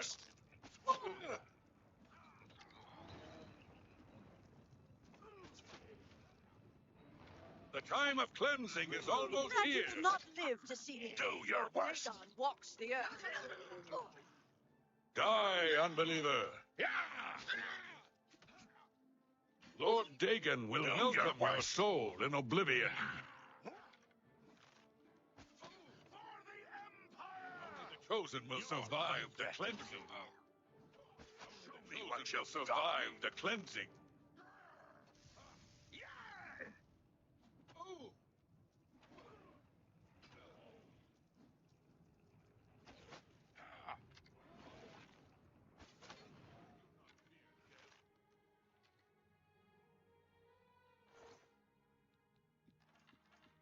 Bro.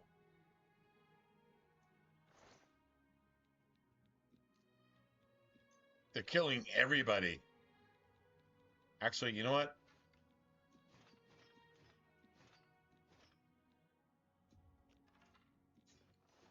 Do that.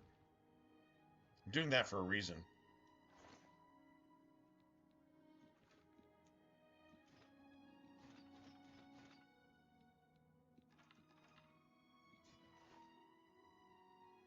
I can actually sell all this. Sturbjorn. That's a Nord. So now we can fix all this shit. True story.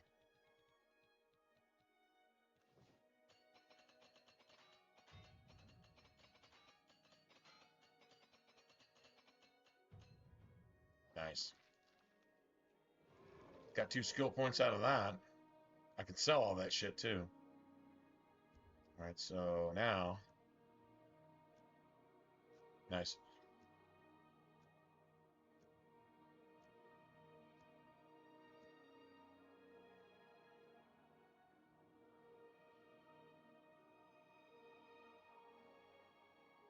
Break from May you rest. Don't be the last to read today's 007 Black First Horse Light. Courier. Yeah, is that good?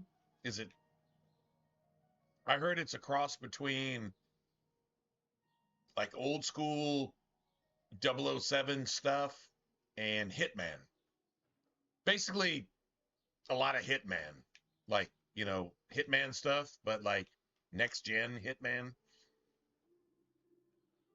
That's what I heard. That's like. I don't have much experience with either, but I mean, they were loved for a reason. So, if you're gonna come up with a decent game to give us, that's not the worst idea. If you have any questions about the merchandise you'd like to ask.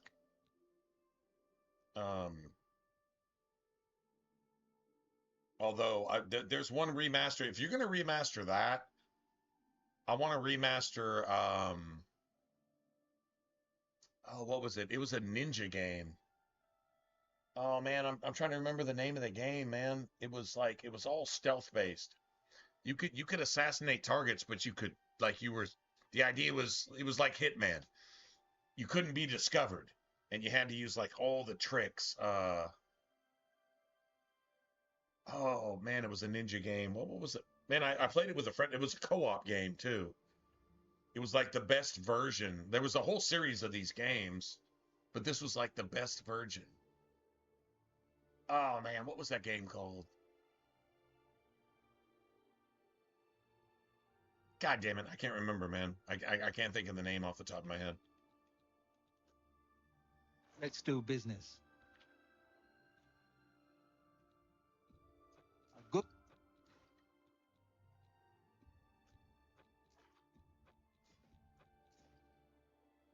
Nice. Imperial Horseman helmet. That's crazy. Imperial Horseman helmet. You've met. You.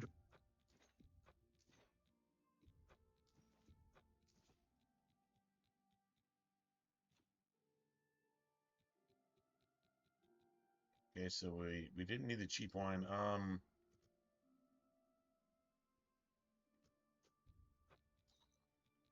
Let's just get rid of that real quick. Did not need that.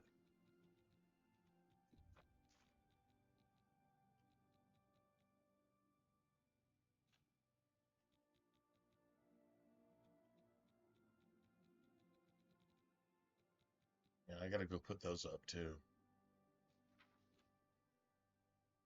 Nice. Oh, you don't have troll fat? I was about to say you don't have. Okay. Just have all the stuff. That's all I really care about. Troll fat. Thank you. Come again. Be seeing you. I think this is like one of the funnier ones.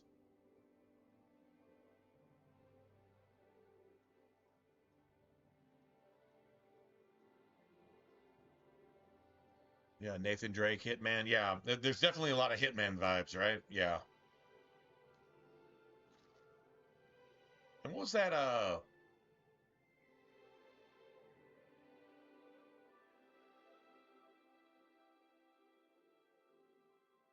Man, what was that? There was a series too, and like every single game was like completely different. Like one was hack and slash, and one was like sniping, kind of Tom Clancy type shit and all that. Like something Snake. And from what anyway, is it fun? Is it actually worth playing? You know what? I don't give a fuck what it's compared to.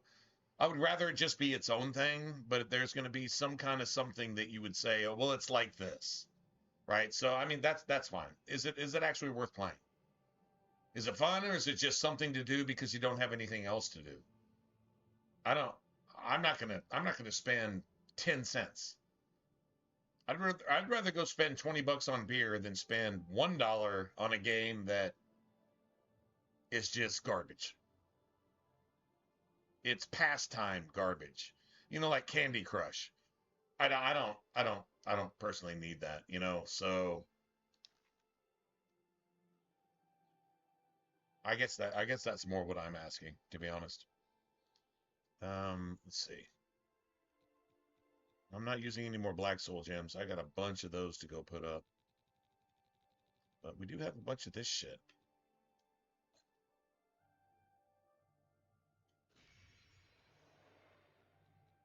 Beautiful.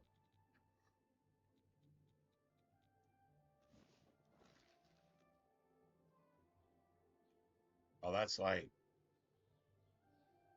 both Imperial Guards just got wrecked. So the NPC damage has definitely outscaled NPC level. Your NPCs are level 5. The enemy NPCs are level 35, right? So yeah, you just got to deal with that. Okay, so I got that. Let's go to the map. Let's at least go do this. If we don't do anything else, I'm going to go do this. This is the Daedric artifact. I think it's a hammer, actually. Linear and yeah, see that's just I don't need plastic bullshit fluff. I really don't need that. You brought a present. That's mine. You brought a present. You want something? And if you're smart, you do what I tell you. Lord Brad took my orders. He owns them.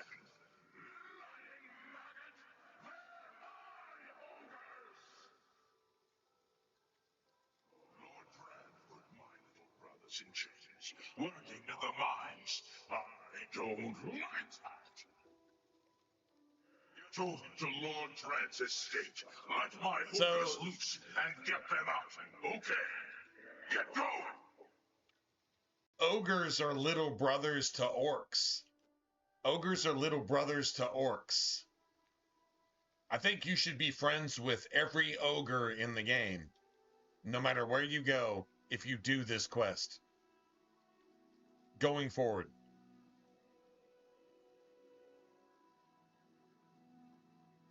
Fort Such. Oh, that's Fort Such is.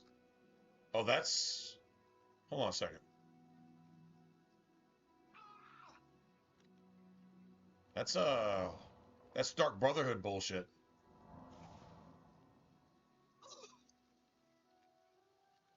It's not the goddamn Oblivion gate too.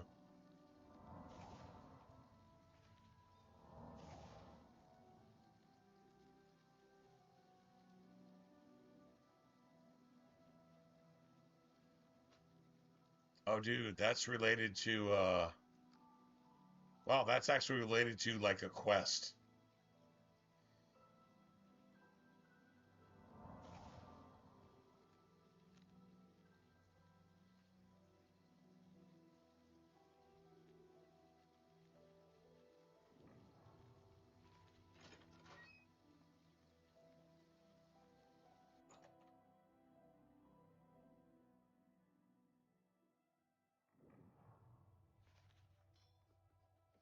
Get out of here. I welcome you to my humble home, stranger. What brings you to this place? Can you think of a better use for the mindless beasts? Under my eye, they do some good in this world. I don't believe I asked for your opinion on this matter. I am done speaking with you. Please leave my estate. You're a slaver. Well, if you're a slaver, guess what? You die. Yeah, if you're a Muslim, if you're a slaver, if you're a Nigerian fucking people that sells your own slaves and then blames the white people for what you do, if you are a Democrat, if you're woke, if you're just fucking Satan's asshole incarnate in the real world, you need to die. You don't need to be put in jail. You don't need to be reprimanded. You don't need strong words from some politician that is probably fucking raping, murdering, and fucking sacrificing and eating a little child on Epstein's Island or in the Grove or any one of those other places that the billionaires have set aside so they can do horrible things to innocent human beings. Now, motherfucker, you just need to be executed. That's the only way the world is made a better place, because people that need to be executed get executed. So that people that actually deserve to live, who decides that? God does. Yeah, so people that actually deserve to live can actually live without getting assaulted, raped, attacked. Look at the UK. Look at the West. Look at Canada. Look at the entire world. Without getting raped, attacked, assaulted, murdered, stabbed in the fucking neck, raped again, and their children getting raped in front of them and kidnapped and sold into sex slavery. If you execute those people, that shit doesn't happen because the motherfuckers that do that are dead. They can't hurt you and your family if they're dead. Dead. Dead in the flesh, gone to God to decide that they are the exact piece of shit that they were when they were in the flesh and that they were before they were even born. They were always that fucked up. Just like the fucking pedophile sodomites that fly the rainbow flag. Those motherfuckers that are fucking up your world now, fucked up your world then, and fucked up your world before that. The dinosaurs died because of those motherfuckers doing what they did and doing what they do and doing what they always will do. Only Jesus Christ can save them. But you should hate the fucking clothes that are stuck to their filthy fucking pedophile, sodomite, woke, Muslim fucking shit Kenite skin. You should hate the fucking clothes on their back because it fucking stinks of Satan's asshole. Today we call it woke, but this shit has been going on for a long time. Since Cain murdered Abel, the first murderer, the son of his father, the murderer, Satan himself. There you go, man. That's a life lesson for you. Ugh. All right, I gotta remember which one of these. Okay, well, you know what? I'm gonna go figure it out.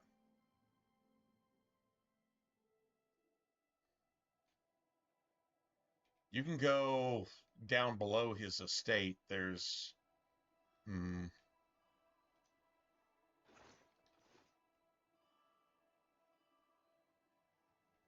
it's not here. It's in one of these houses. I'm kind of afraid I might miss it because I kind of forget where it is. It's in one of these.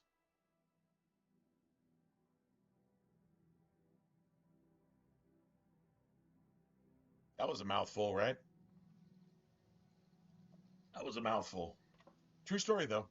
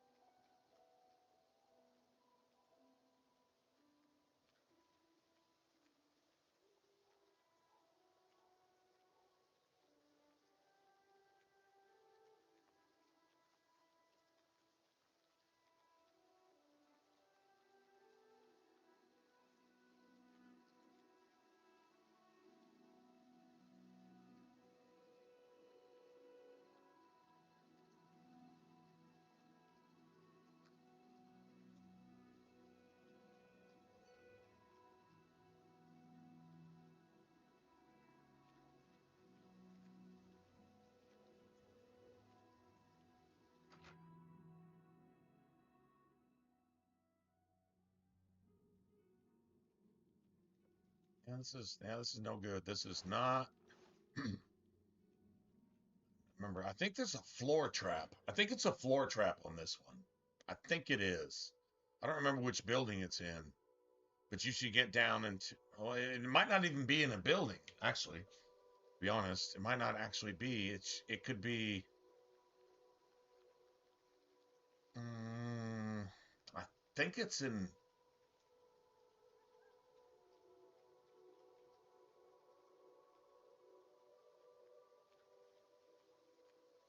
Motherfucker.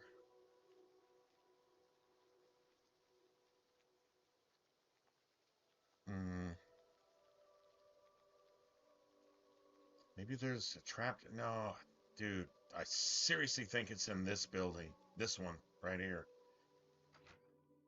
Slave quarters. Yeah, it's got to be here. It's got to be here. All right.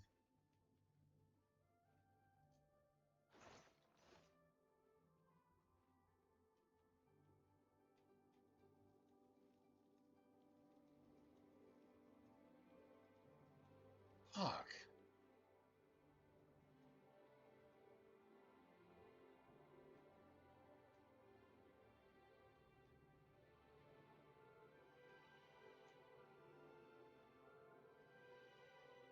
God damn it. Dude, I really don't remember. There's a way to get down to the slave pens, though. Maybe it's not in one of the buildings. I thought it was. I thought it was in one of them.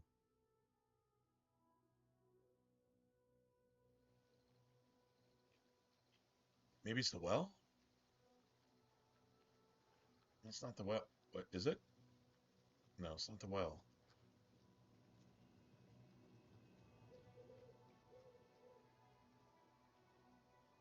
And it's not, like, right here.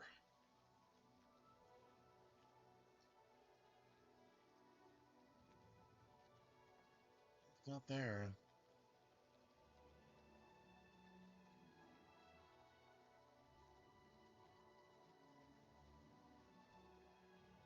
I really think it's in one of the buildings, man. I really do. I guess it's got to be here. I guess.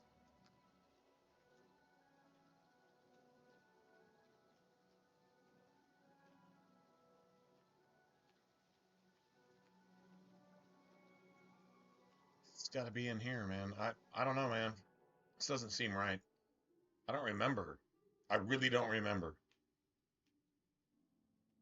Or is there something in the floor?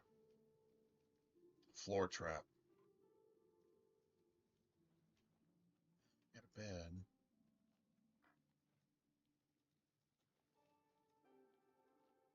The fucker.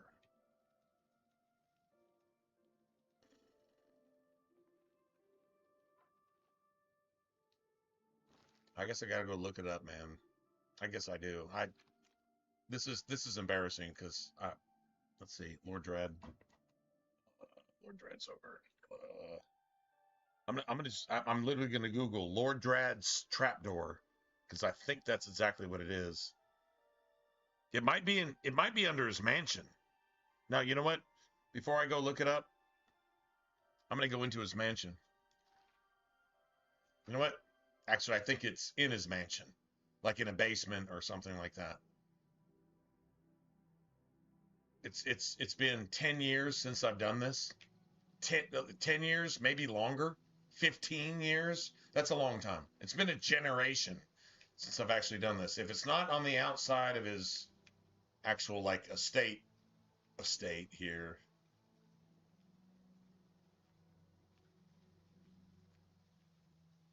It's in his fucking mansion, isn't it?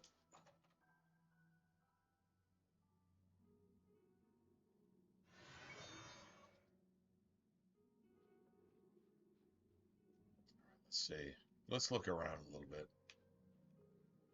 I think actually, literally, it's not here.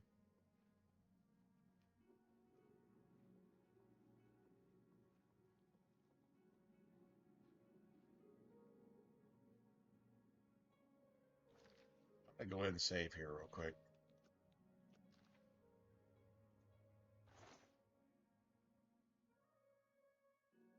Guards! Guards! We've got... Guards. Dude, where are the guards? No. So there's no, like, special key. I know there's some slave pens somewhere. And it's kind of annoying that I don't know where they're at.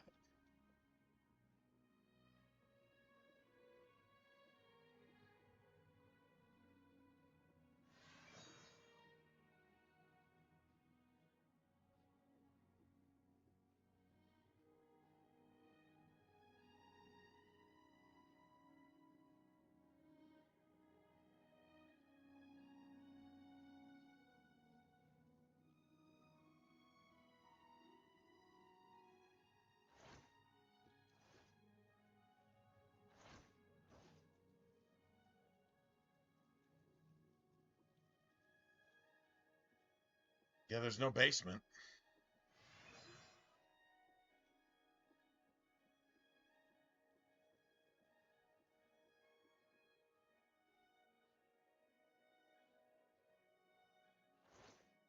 What do you think you're doing? All right, so it's not in here either. Motherfucker, man. All right, so Lord Drad's ogre pins. All right, so I'm just gonna put it in like that. Lord Drad's ogre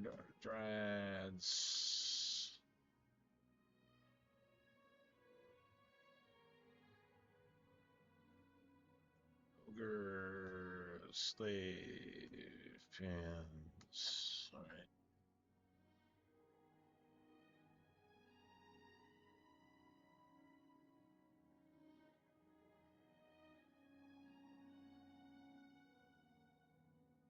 Bleak Mine? No shit. Okay, well, that's, yeah, fuck me, man. Okay. Yeah, that's a life lesson. I completely forgot about that. That's exactly where it's at. Go figure. Yeah, I thought there was like a, like a trap door or something to go underneath, but no, the slaves are held here. Ah, man. Well, fuck me for forgetting that, man. That's my fault. I should not have forgotten that. True story. Yeah, that's my bad. I suck at this game. Same way I suck at Dragon Age games and Mass Effect games and Elder Scrolls games and Fallout games. I apparently suck at these things.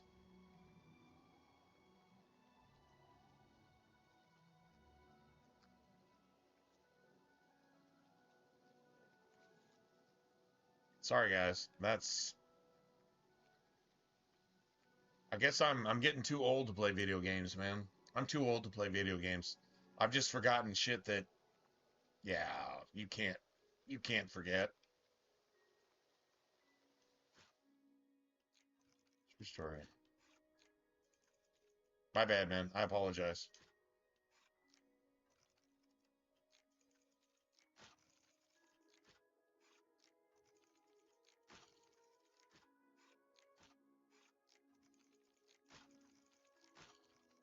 How many picks are you going to steal from me, man? I haven't done anything wrong yet. I haven't done anything wrong even once. I picked all these perfect. Every single one of them perfect. Oh, now you're going to let me have it? You just got to steal a couple picks from me to make the game seem hard or something? I don't know. That's the most dog shit fucking...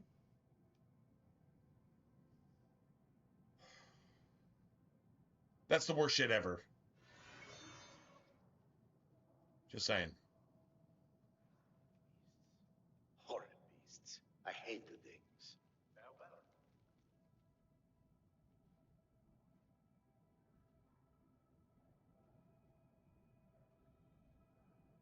Dude, there's so much gear here. I think he wants you to kill all these assholes. But you can let the ogres fight for themselves. True story.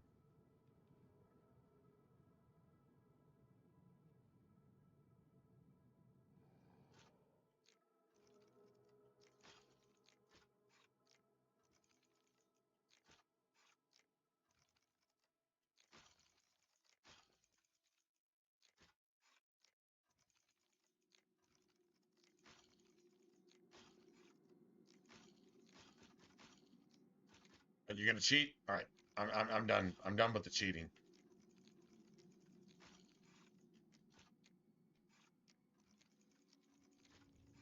Enough. I'm done.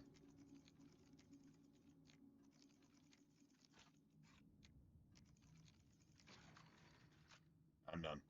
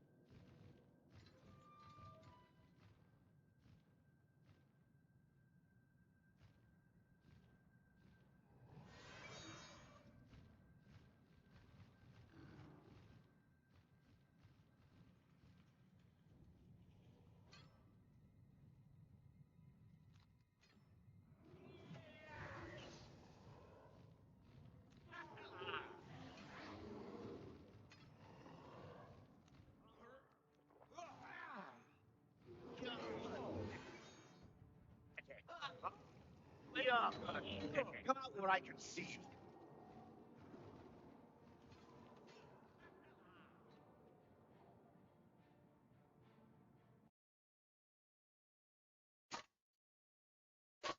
The game is broken. I can't complete a Daedric quest because the game crashes every time I try to get a Daedric quest to complete the fucking game. You got to be kidding me, man. All right, man. Yeah, you know what? That's enough for tonight. I can't fight the fact that the game doesn't work. Yeah, and I shouldn't fight that. If the game doesn't work, it doesn't work. It obviously doesn't work. If you try to do anything to complete the game, it doesn't work. That's the worst shit I've ever. I expect to get into the Shivering Isles, and I can't do a single thing that you're required to do in the Shivering Isles. I can't expect that the game would let me do anything regarding the game. Fuck me, man. This is just stupid. All right, guys, man. I'm out of here, man. I got a lot to do tomorrow, and hopefully tomorrow is fruitful. Those of you that are the praying sort, well, pray that it is. Either way, it's going to go the way it's supposed to go. So, one way or the other. Anyway, good night, everybody. I'm gonna get out of here. I'm done. I'm not fighting the glitch, bad coding, complete fucking jank, garbage fucking game doesn't work. It's so glitched. It's unplayable. I'm not fighting that anymore tonight. Maybe I'll fight that some more tomorrow.